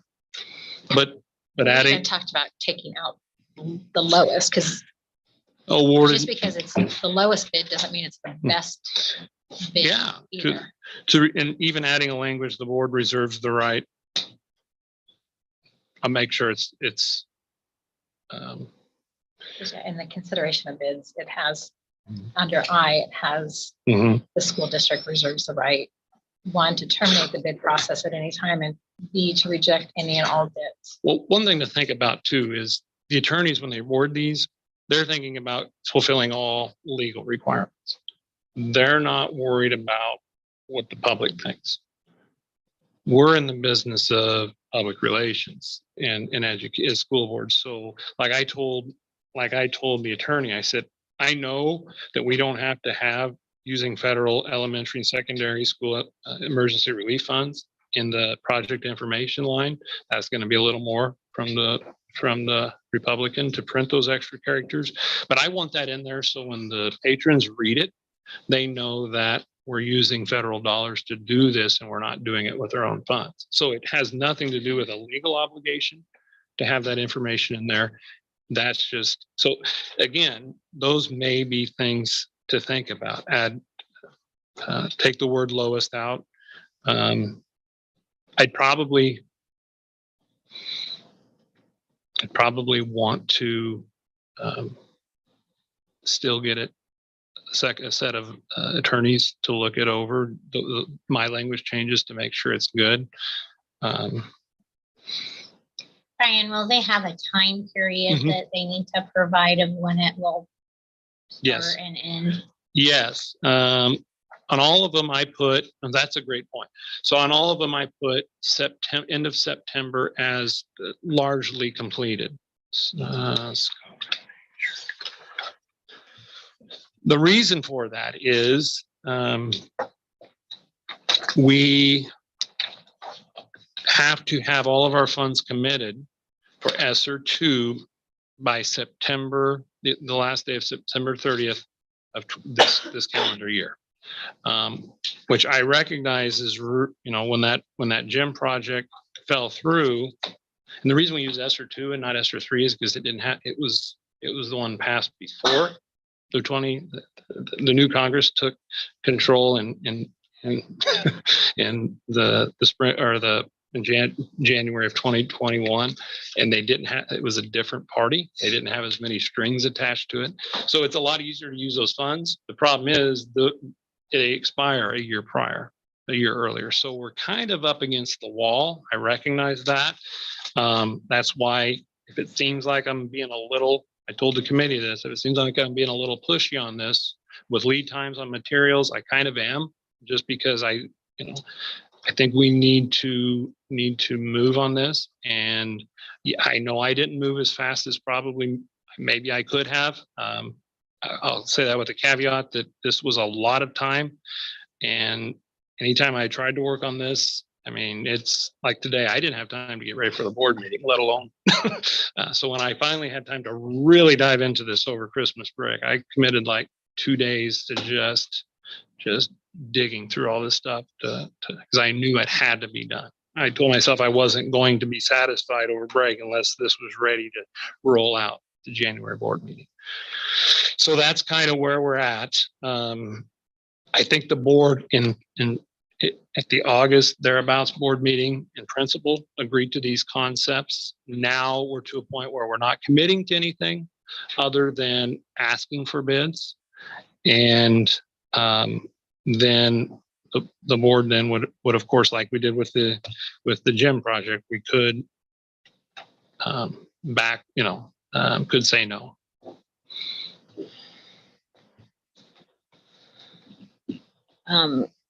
If they weren't done by September 30th, if they weren't done by the beginning of the school year, would kids be able to be in that area? Well, I think on this, we're going to have to be flexible and work around. That's just one of those things that I even said that with the gym is we're just going to have to be flexible and work around some of that stuff, which in the short term is going to be a problem. Long term, I think the sacrifice will, the benefit will outweigh the sacrifice. So I'd like to say it'd all be done during the summer, but I can't promise that.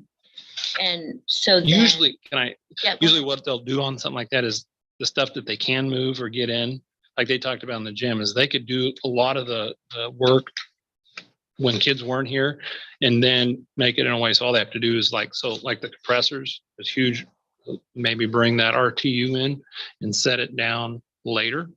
Hopefully get the ductwork and everything run, the stuff that they had access to.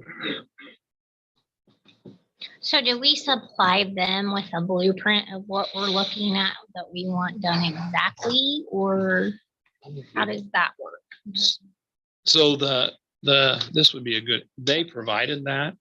So this would be a good example of like I didn't want to make, because each one of these was almost a ream of paper when after we printed everything. I didn't want to make copies for everyone. So they know Right. pretty detailed what we're asking for. Right. Yes, and Mr. Bloss was looking at it. Yes, Mark. I mean, admittedly, he wasn't on the ground floor, but he This is actually. he says it would have the, Thanks. I don't even know what that piece of equipment is. The external part of the thing, that the big cone thing that sits outside, it would be setting out on that concrete slab on the south side of the ag shop, where lots of times there's a van parked. Right now, that would be where the dust collector is. Brian's. It's all HEPA grade filtration. There's filtration on the RT, the rooftop unit that would come into the ag shop. There would be filtration on, this is to help fulfill that component of not only are you introducing fresh air, but you're introducing filtered fresh air to help prevent the spread of COVID-19, to fulfill one of those bullets in the allowable uses of funds.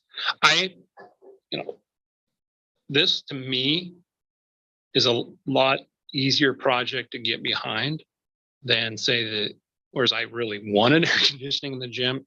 I mean, that was kind of a selfish thing too, is because is that really serving an academic purpose, or is that more of an activity purpose? This is something where we can say, yeah, this is going to be a $270,000 project potentially, but look what we're doing for opportunities for kids. And if there's one area, and I've said it, you've heard me say it before, if there's one area that schools our size, partly because of the way the laws and the rules are written, demographic, but category of students that really maybe loses out is those skilled labor type of people.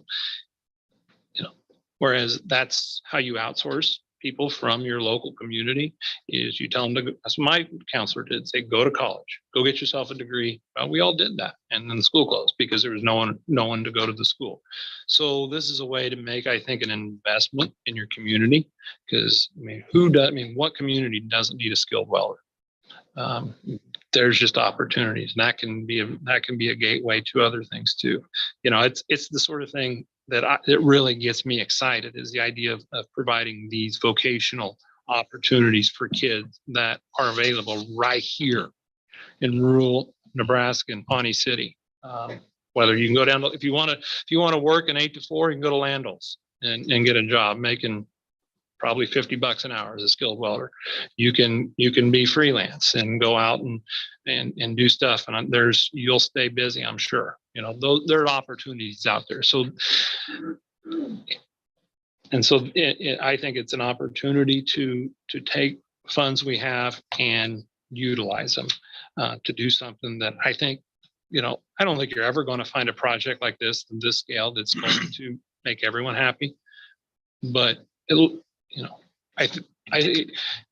unlike the gym project, which when I saw that dollar amount, I was like, I can't get behind this. It's just not, I can't do it. Whereas this I can, because we're doing it for the right reasons.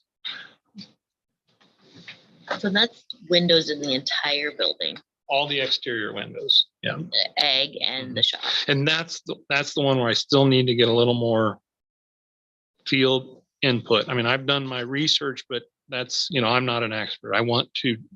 So if anyone has ideas for someone who knows a lot about commercial windows, point me their direction, please.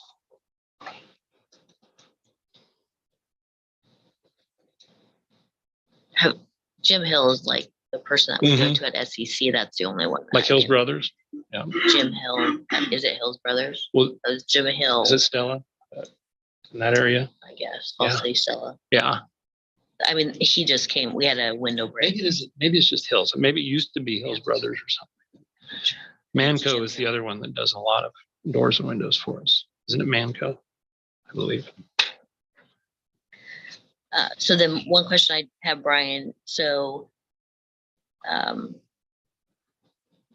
did you run kind of your final stuff by Mark Hawkins if we would ever have the opportunity to have the SEC certification here? We did on the front end. So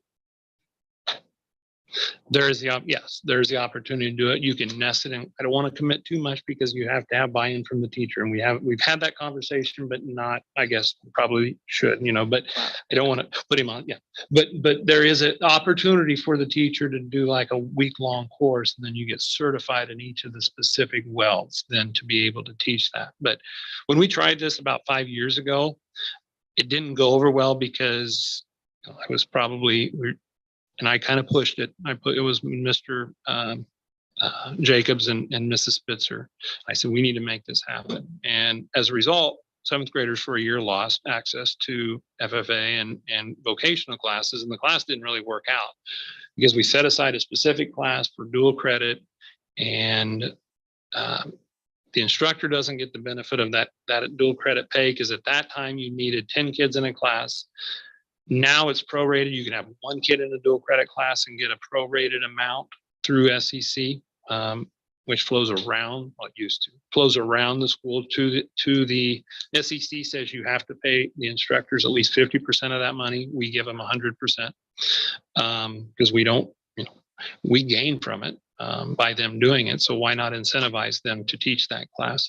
And he can have other students. Right. in And that so you class. can nest that class as like an independent study and oversee it. And Mark made it sound like schools do that all over the place, and SEC doesn't have a problem with that, which is, you wouldn't always get that attitude from a lot of institutions of higher education, You can have students that are Right. not taking it for college credit. So if you had, say, an ag mechanic class, you could have someone take Yes.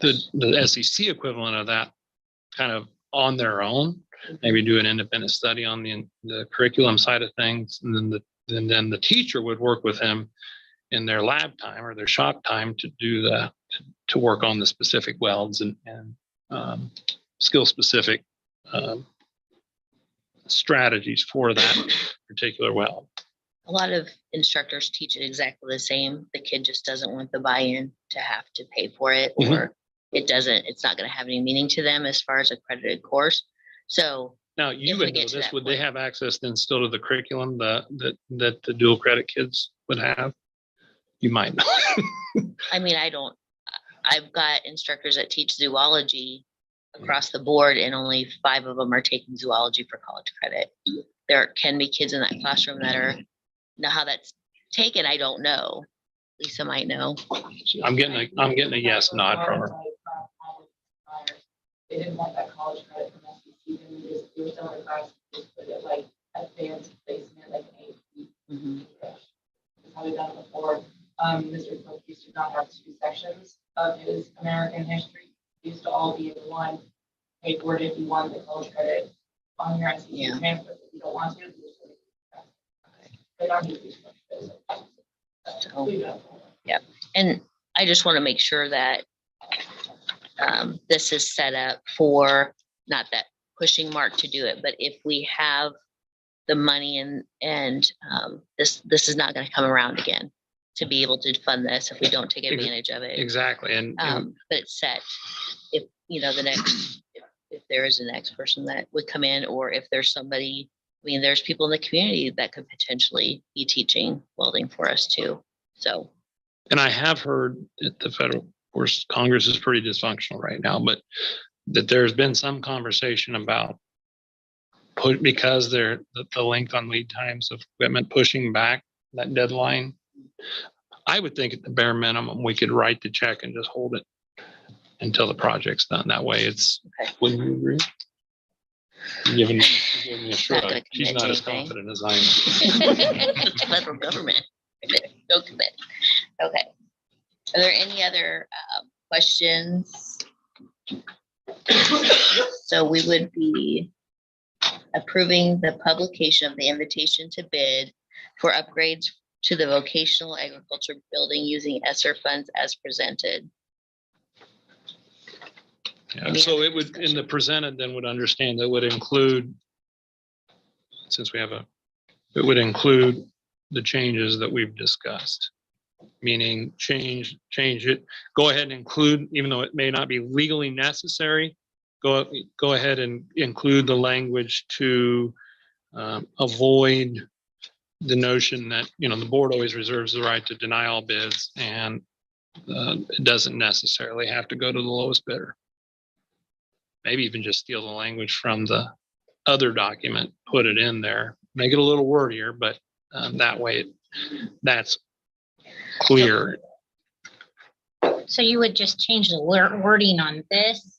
Right. Because this, I'm like Amy, this 1 and 3 looks like the exact same thing. So I know you said one's for the vocational ag building and one's for the shop building, but they both read vocational ag building for the window part. So it looks like the exact same. That might be confusing. On number 3. On the number 1 where it lists. the Oh, project I see. information. The sub number. Number Gotcha. 1 Yeah, and yeah. number Okay.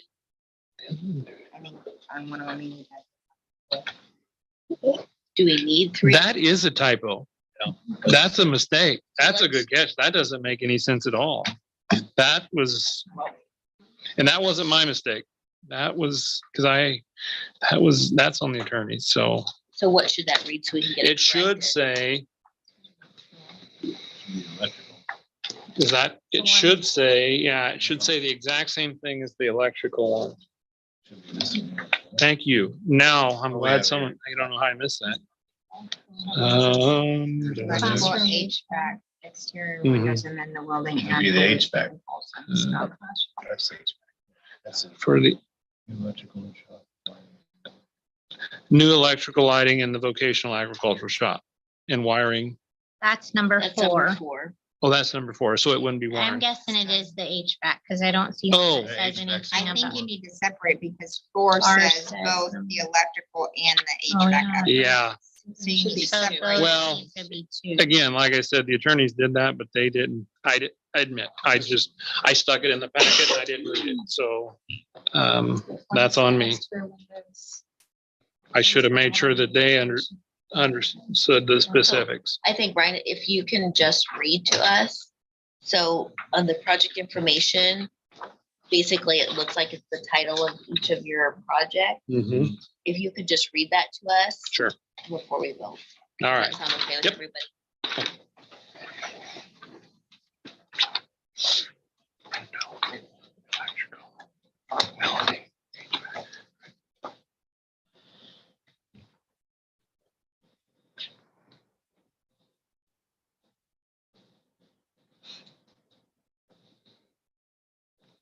All right, so it will read, Pawnee City Public Schools is requesting bids from qualified individuals or entities to utilize federal elementary and secondary school emergency relief funds for 4 specific projects.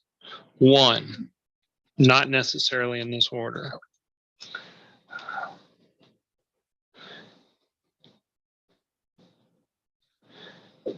I'm going to go ahead and go with the more specific language. The demolition of existing vocational agricultural shop and classroom exterior windows and installation of new exterior windows would be 1, or one of the 4. The installation of new electrical lighting in the vocational agricultural shop and wiring in the vocational agricultural shop and classroom to support welding system and HVAC upgrades.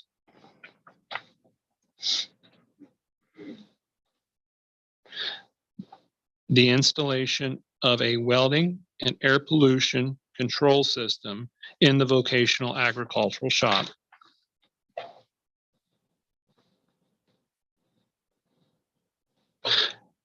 And the demolition of existing vocational agricultural shop and classroom HVAC system and the installation of a new HVAC system.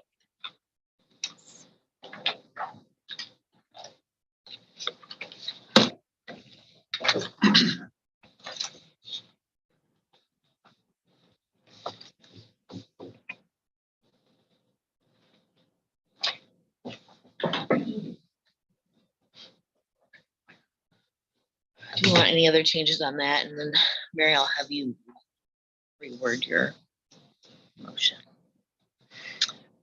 It's not as presented as amended. Yes. And are there any other corrections though before I want to put in there? Well, we're going to change the language on to fix wording, not necessarily lowest bidder, but to the most kind of steel language. Do you want me to look on?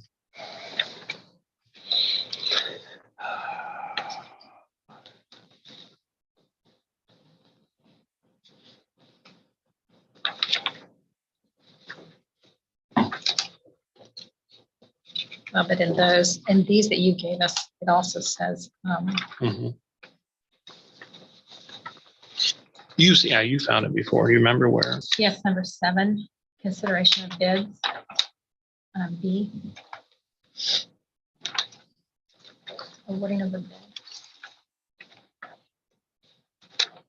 Yeah, so they do say the bid will be awarded, and I understand the counter argument, and the bid will be awarded to the lowest responsive bidder. So they're basically, I think that they're making the argument then that the word responsible in there is suggesting that it gives you the discretion to not choose the lowest bidder. But I understand the confusion.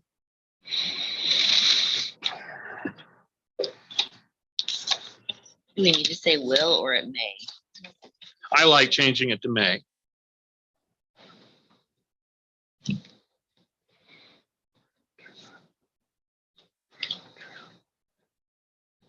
And And I think. further in that section, Mhm.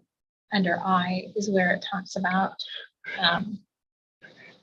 you can reject any and all bids. The right to reject any and all bid. Mm-hmm. I know it'd be a lot more to put in the paper, but we could just include all of that language in addition to what's written. And then it would address that issue.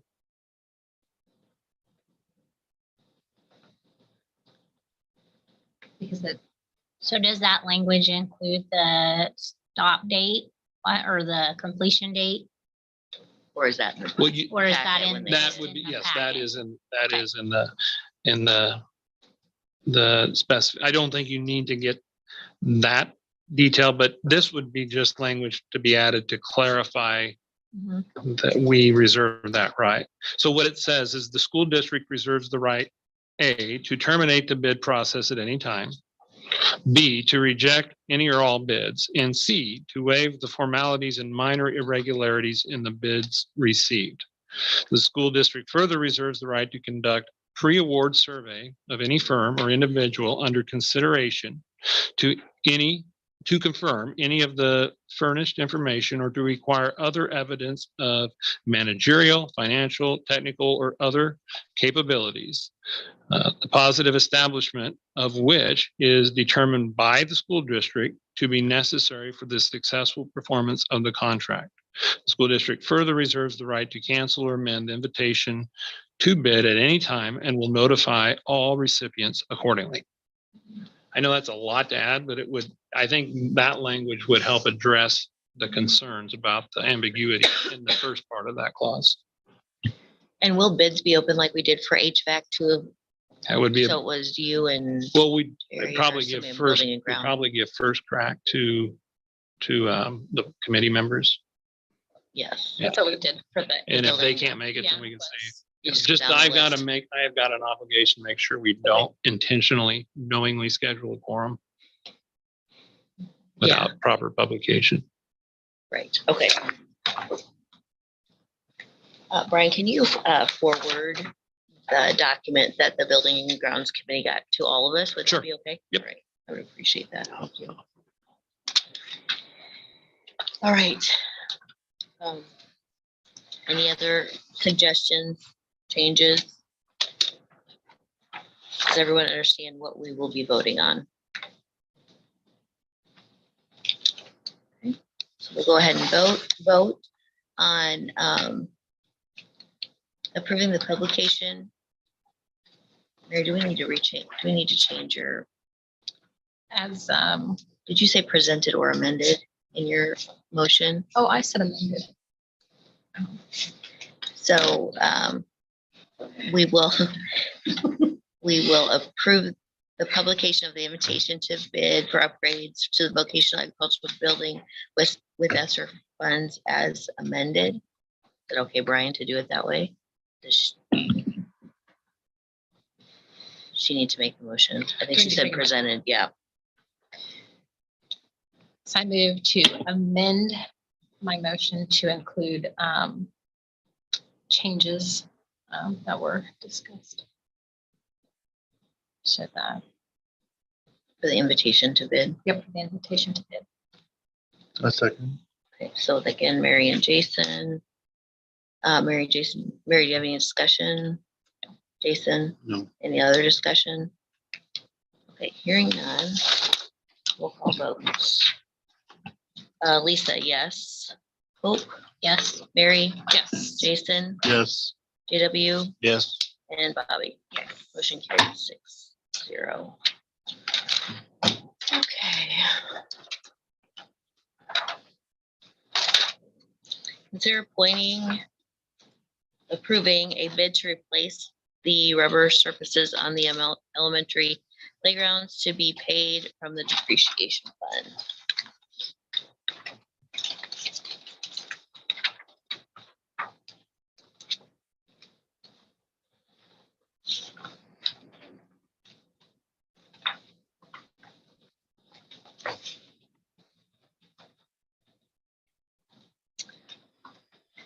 I will move that we approve the bid to replace the rubber surfaces on the elementary playground to be paid from the depreciation fund.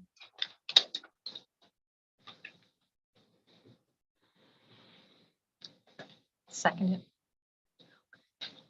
The only discussion I would have would be to get further information from Brian. Mary? Yes. Okay. All right, so I think, is there anyone who hasn't seen the status of I know it's kind of dark outside, but it's dark outside now, but does anyone understand why we're doing, I mean, the playgrounds, when I first got here, they were starting to fall apart. And so I ordered stuff online, the little patch kits, and Todd would go out and Rodney. And then when they, well, first it was Dan and then Rodney, they'd go out and patch them and cut out the spots and pour in the stuff. And it worked for a while. But then it just got away from us. And in fact, when they did the resurface the track, they let us have some of their leftover stuff to come out. And so we didn't have to. So we went in and patched those areas, and rather than having to order some, they just let Todd go down with a 5-gallon bucket and grab some and come in and trowel it in. And so if you see some of the ones that don't match color, that's why. Well, they've gotten to a point that they're really not mendable. And they've been that way for a while. I've kind of been dragging my feet, knowing every so often the Nebraska Department of Environmental Quality puts out this grant application process for replacement of rubber surfaces if recycled Nebraska tire rubber is used for the project. And so that was made available in the summer. I submitted it, was notified at about August is when I submitted it. I was notified about end of December, late part of December that we received the grant. And the email that I received is included in the packet. They did say that the low bid that was submitted would have to be reduced because they don't reimburse for the cost of removal of old rubber. And I do have some additional information to share on that. So the grant requires to have at least 3 bids submitted. And so I did reach out to several, had a hard time getting 3. I just had to continue to pester and badger till I finally got 3 submitted. There was a huge difference in price between the first two I got and the third one. And it was still way more than I knew it was going to be expensive, but I didn't think it was going to be that much. And so that low bid was for, that's $52,291.14. Of that, upon the completion of the project and submitting all the proper paperwork, the district would be able to receive or would receive $11,788.35 in reimbursement. So it's a quarter of the cost. So since I've made this information available, there have been a few more questions. Some of them I had too, that have been posed to me. So I wanted to make sure I touched on all of those. What did I do with those papers? In my office, I printed. They said it's EcoTurf on them. I think they're sitting right on the edge of my desk on my phone. Would you grab those, please? So the 11,000. So one of the questions that was posed was, what if we remove the rubber ourselves, which would reduce the cost by 5,000? Which talked to Todd and Rodney. They said, yeah, that shouldn't be that hard as long as it corresponds. Use the skid steer, go in there, remove the stuff. We'd have to probably get a roll-off dumpster, pay the $800 or whatever it is for that expense. So I do, and so I did check with NDEQ and also with EcoTurf, and NDEQ says, yeah, we don't reimburse you for that expense anyway, so you don't have to pay it. I asked the EcoTurf, and they said, yeah, that's no problem, and because they build them, so they itemize the proposal separately.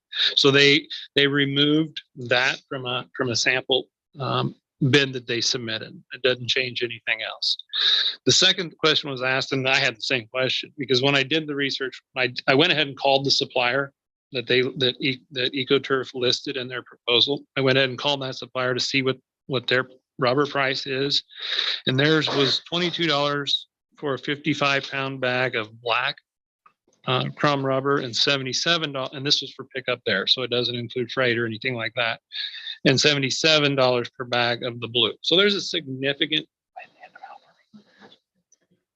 No, this one's one and that one's another one. Yep. So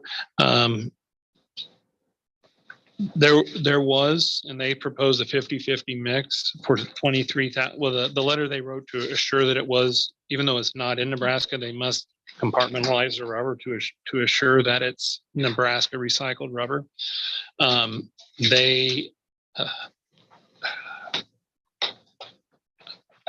There is a significant difference in the price between the blue and the black. And so the question was, well, what if we just use black? And so I did ask that question, and the comment was, well, it's not very common to do that because of the heat for the little kids that the black rubber absorbs. But they said, if you want to do that, we'll do that. So they submitted 2 additional proposals. I don't think either one of these includes removal. So the assumption then being that we would remove the rubber ourselves. And I think that's a safe thing to a safe change to make. The second question then would be, if we move forward with it, would we want to do a mixture of blue and black, comparable to what this was like when it was new, or would we want to go with an all black surface to save it? So the difference between those 2 proposals, to do the mixture would be $47,153 and 40 cents. And that same amount, that $11,788, would be reimbursed then upon conclusion. To change to all black would be $43,020.87. And then I checked with NDEQ when I spoke with them today as well. They would just then reimburse. They said, we reimburse based on invoices, not on proposals. So when we submitted the paid invoice and the cleared check, they would reimburse us a quarter of what we pay. And so they would, it would still be eligible for reimbursement. So basically, what we have is those two options there. I did want to call around. I did call one other rubber supplier. I had a patron share contact when we discussed this at a prior meeting with Chaplin Tire Recycling of Concordia, and they got back to me today. They don't do crumb rubber and they don't do any pour and play stuff. But they do like the rubber chips, and they do either red or brown. And so they are colored. They don't sell just the black, or that's how they explained it to me. And I guess when you do loose rubber, it is, you don't have to have so the fall, because of the potential fall height here, you have to have 8 inches. If you do loose, I guess according to the gentleman I talked to there, it's just a 6-inch that you need. I guess there's probably more And that's what we had before. chips. Yeah. I agree. But I want to put it out there and provide the options. It's 36 cents a pound.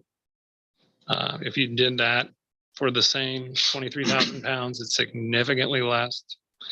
We could probably do the whole thing with freight for right around $10,000. I'm not going to recommend it. I'm going to recommend against it. But I at least want to say that, we've looked into other options. I do think when we had that, it was before I came, but there was a lot of wash issue, wasn't there? Didn't it? When it rushed down the hill. Wind, you were taking, your kids brought that home every single night, and it was never where it was supposed to stay. Mhm. We'd have to come up with a better edging Mhm. to hold things in. And that's what was in there before the current surface was poured in. And it didn't have an edging, I think. It was Really? just over there where the preschool was. Yeah. Okay. Well, that I just I wanted mean, to. is that stuff that's, is there stuff at the park now, the North Park? It looks like wood chips, I think. So it's Okay. kind of, I was gonna say, I think The the North North Park Park has has gravel. gravel. It's Yeah. gravel. And underneath the playground stuff, yeah. Yep. What is, maybe I'm thinking of Steiner, but they just did new playground equipment. It's been a few years ago, but yeah. They have a pretty high lip around theirs. I think Yeah. it is crumb rubber. I think it is Mhm. too. But they have a It's decent pretty, size step. We'd have that cost of, hedging and stuff too.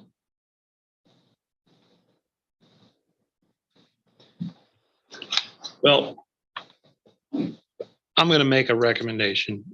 I have more amendments than we've had. We've set a new record tonight. So we on page 5 now. So I would recommend that we stay with the blue-black mixture. I think the little kids, I know we did it with our track. It's hotter than the red surface. It saved us $20,000 because it was the difference between 10 and 30, or it was an additional $30,000 to get that red. I remember it was a big enough deal. I was like, no way. But we're talking about high school age kids, junior high age kids versus little kids. I think we have to do something. I think what we have is probably a safety risk. I can't believe how expensive it is, but in the market now, I get it. My recommendation, but I do think we can save some money by doing the removal ourselves. What kind of warranty do they have on that?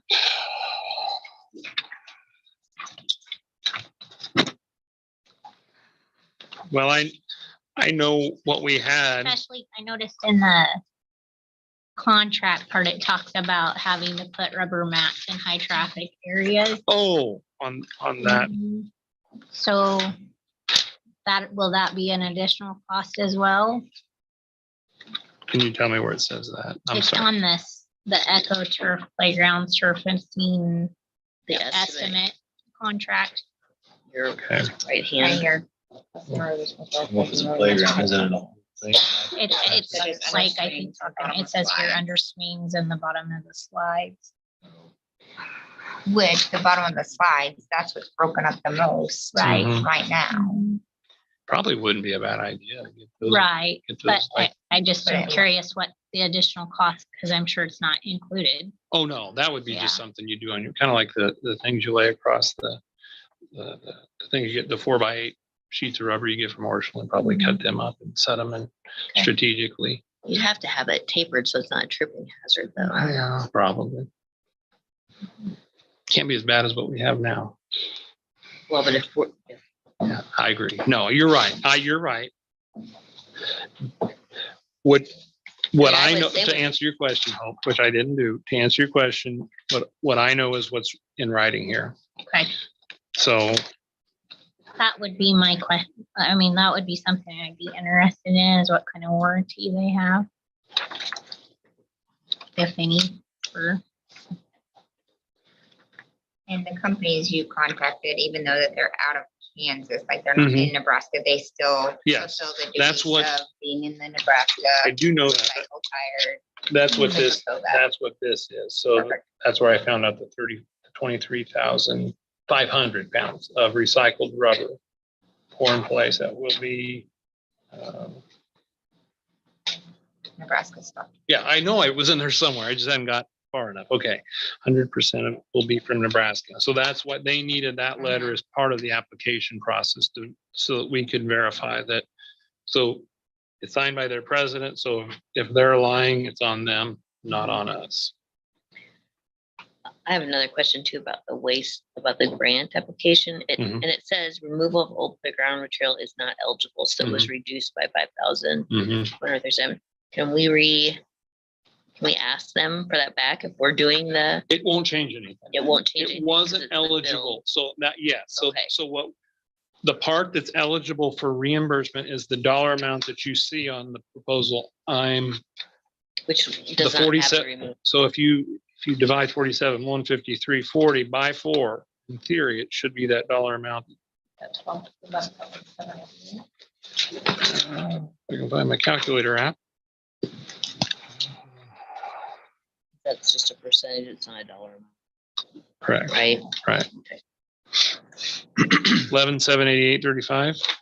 Is that what it says? Yeah. So the full amount then that we would pay would be eligible for reimbursement at 25%. 5% of that.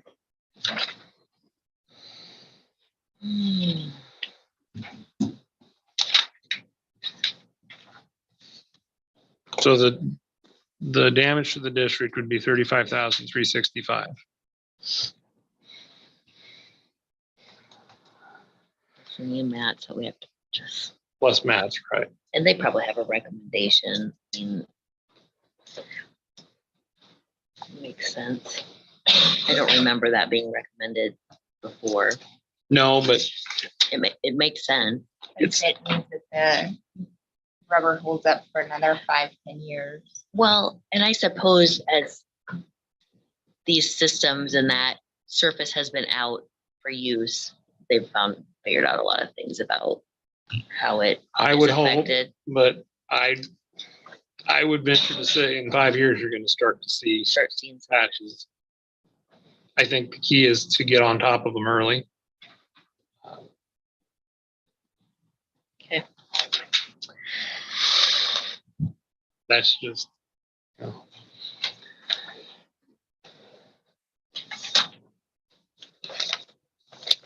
Because I think this one was, these were done about 2010, right? 11? Mr. Griswold's still here, correct? Was it, well, I thought it was early in the Grizzly years, but maybe not. So that would have been, he started in 09. It was done before 11 when we moved Well, it back was from. definitely before 13 when I started on the board. Yeah, I think it was his first So, summer, maybe of his tenure. Okay. Any other, just, so we would be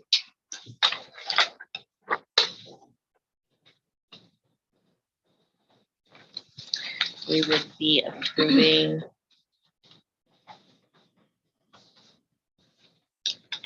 We would need A a new motion. motion, yes, to amend. Um, your- Your recommendation is the one for the 50/50 black and color. The 47, 153, 40. Um,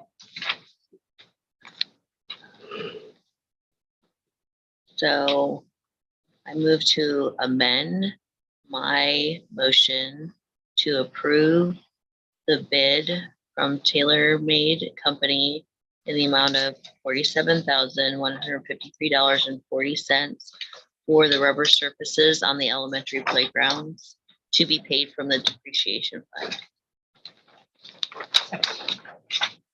I have no further discussion. Mary, do you? No. Any other discussion? Okay, hearing none, roll call vote. Hope, Yes. Mary, Yes. Jason, Yes. JW, Yes. Bobby, Yes. and Lisa, yes. Motion carried 6-0. All right, moving on to item F, consider approving the offer from Mrs. Candace Sikora to transfer 5 sick days from her sick bank to Jordan and Mason Advenson.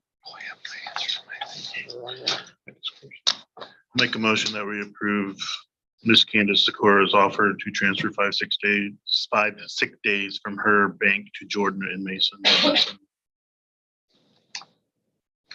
Second that. Motion by Jason, second by JW. Jason, do you have any discussion? No, JW? not really. JW, do you have any No. discussion? No. Okay. Any other discussion? I talked to Brian. He was good because now I'm prepared to answer the question. I'm glad you did. I asked about the difference of pay scale between teachers on how that is handled. I know typically it goes from, or it seems like in the past of the ones that he gave us examples of, it usually goes from a higher paid teacher to a lower paid teacher, but there may be a time that it goes the other way, and I wanted to know how that would be handled, because that could be a pretty significant pay difference. Mhm. And so my question was, is if we prorated the days accordingly, if it went from the base pay, if it just went from the lower paid teacher, those were my questions. So the language in the negotiated agreement is very vague or very generic. This is what it says. There will be a gentleman's agreement with regard to the sick leave bank. If a certified staff member has emergency situations that call for an unusual amount of sick leave need, and the individual has used all sick leave available, then the Board of Education and staff may meet and at that time work together to assist in helping with sick leave days needed. It makes a reference to sick bank, but it doesn't specifically say day for day. So I think those options are all on the table. All I can speak to is what I know has been done in the past, that it's typically been a day for day transfer. So the two that come to mind that I'm pretty certain we've done, I don't remember if it was on the board or as a superintendent, but I think one time Tyler Colvin transferred to Allison for maternity leave, and one time Candy transferred to Natasha for maternity leave. Maybe one of the I talked about it with the Blosses. I don't know if they ever actually had to do it because of when. Didn't we also But why do- does it matter? Why does the pay scale matter? You're paying the sub to come in for that person, so that rate is the same. So it doesn't matter if Candy takes it or Jordan takes it. It would just be with their accumulation of days. And if Candy's, it's not like, the Edmondsons are gonna bank those and cash those out Mhm. if they run out. And Candy's giving up some that she would get paid out if she retired or left. The answer to that question, I guess, would be is they would certainly, FMLA would certainly come into play here, you know. So, but FMLA doesn't guarantee pay, guarantees benefits, but not pay, which means one of them would probably have to take unpaid leave, which means their salary divided by 185 per day. And I'm not picking on Jordan or Mason. I don't know even where they're at on days. What I'm saying is that whoever it would be, they'd probably take unpaid leave, which means you're going to pay FICA or the payroll tax on them, the Social Security, Medicare. You probably have to subtract. Do they have to pay in the months that they're not getting paid on payroll taxes? Probably not. No. So they would still be entitled under FMLA to their benefits, insurance, and those things, but they would lose that. And I think what Hope is saying then, so what if you had a situation where a teacher that was top left, the salary schedule, wanted to give to someone on the bottom right? The district's actually paying more per day.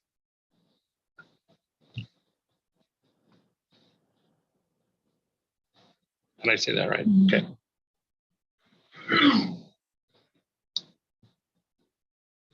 Like at the hospital, I know we prorate according to your pay on what you, like, who you're giving it over to. It gets prorated. So, you know, if a physician would want to give up their days to a nurse or to an office staff, it's prorated because their amount of days would cost a lot more than my amount of days.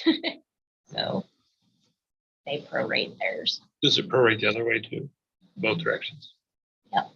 So it's the value of their days, not the length of their days. Okay.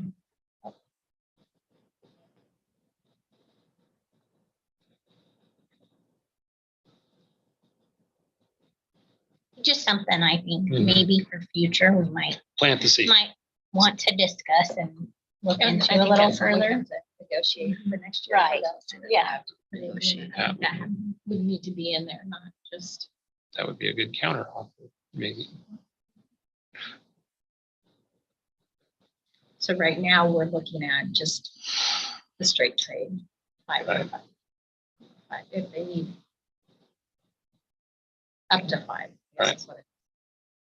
Well, it is, you know, you talk about the value of days. It would, in terms strictly of cash or dollars, it would devalue the day minute for minute, going from candy to, well, no, it wouldn't necessarily. It wouldn't. It would for one, maybe, but not for the other. It's a good point. But I didn't that's even, all part of the negotiated agreement for this past year. So really, I have to answer the question, not with my opinion, but based on the facts. And the facts are that the gross rate agreement is very, oh yeah, we all have a copy of it in the board packet, it doesn't specify. so is that what we have to go with and Past So- precedent has been that because go if as we went from feel? if we went from Tyler to Taliesin, we were going from a lesser value to a greater value. So if we want to look at past precedent has been established that we would go both directions. It was a day for day trade. Now, if we want to use the discretion that the board has within the letter of the negotiated agreement, I mean, I think you could say on a prorated basis.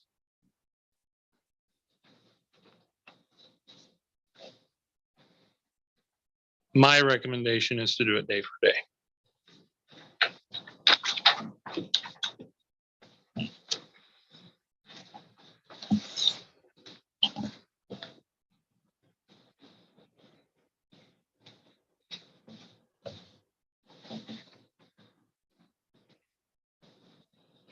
So my opinion is with the way that the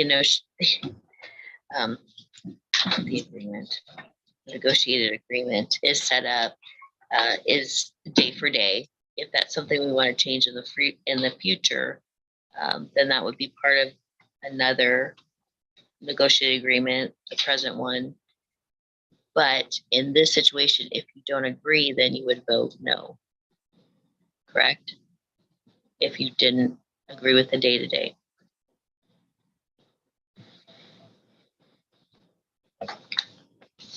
Any other discussion?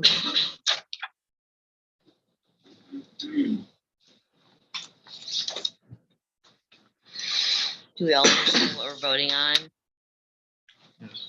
Approving the offer from Mrs. Sikora to transfer 5 sick days from her sick bank to Jordan and Mason Edmondson. Okay. Mary, Yes. Jason, Yes. JW, Yes.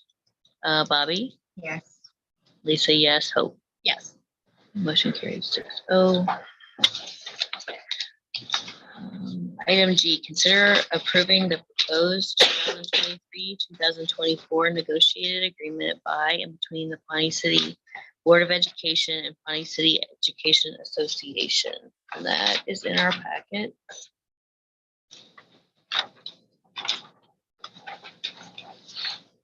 I'll make a motion to approve the proposed 2023-2024 negotiated agreement by and between the Pawnee City Board of Education and the Pawnee City Education Association as presented. I'll second it. Motion by Jason, second by Mary. Jason, do you have any discussion? No. Mary, No. anybody else have any discussion? Let me just read what they are. I mean, it's the only changes are base increase of 1,000 from 38,500 to 39,500. Teacher leave to increase bereavement leave from 2 to 5 days and increase the pay for the assistant athletic director from 2% of base to 4% of base.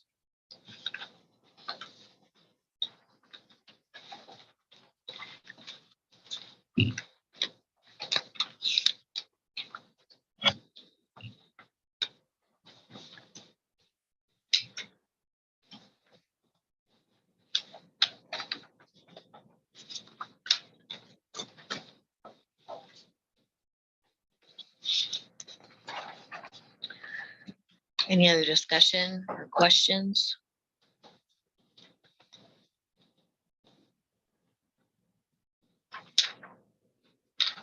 Okay, hearing none, we will vote to approve the negotiated agreement for 2023-24 by and between the Pawnee City Board of Education and the Pawnee City Education Association.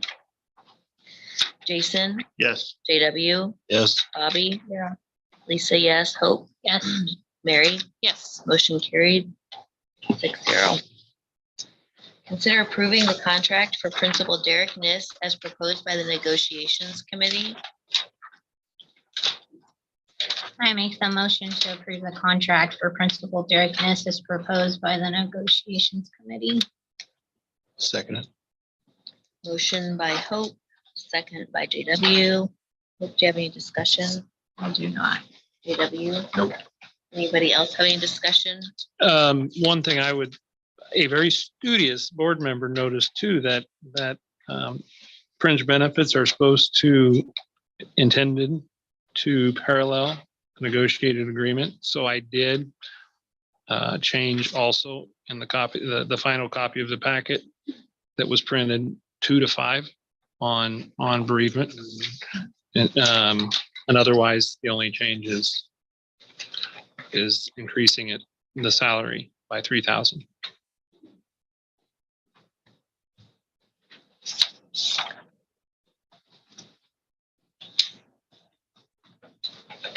Any other discussion?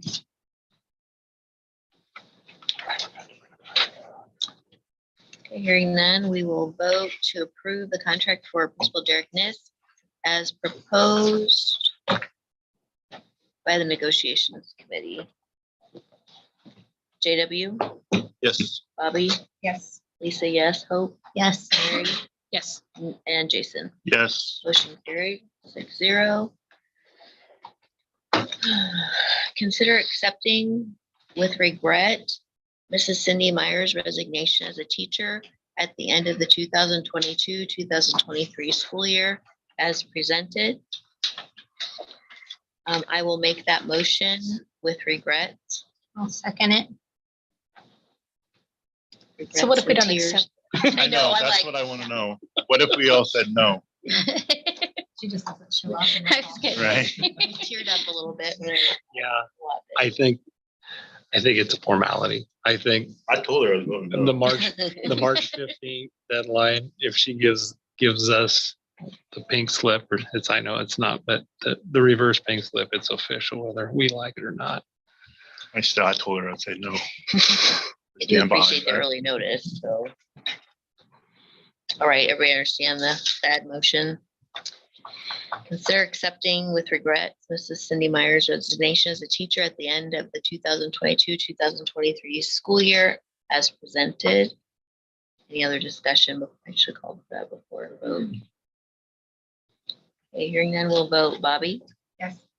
Lisa, yes. Hope, Yes. Mary, Yes. Jason, I don't want to, but yes. JW. Yes. Motion carried. Okay. Anything else? We have I'll one make left. a Motion to adjourn. Motion by Jason, second by JW to adjourn. Roll call vote. Lisa, yes. Hope, Yes. Mary, Yes. Jason, Yes. JW. Yes. And Bobby. Yes. Motion carried 6-0. Meeting is adjourned.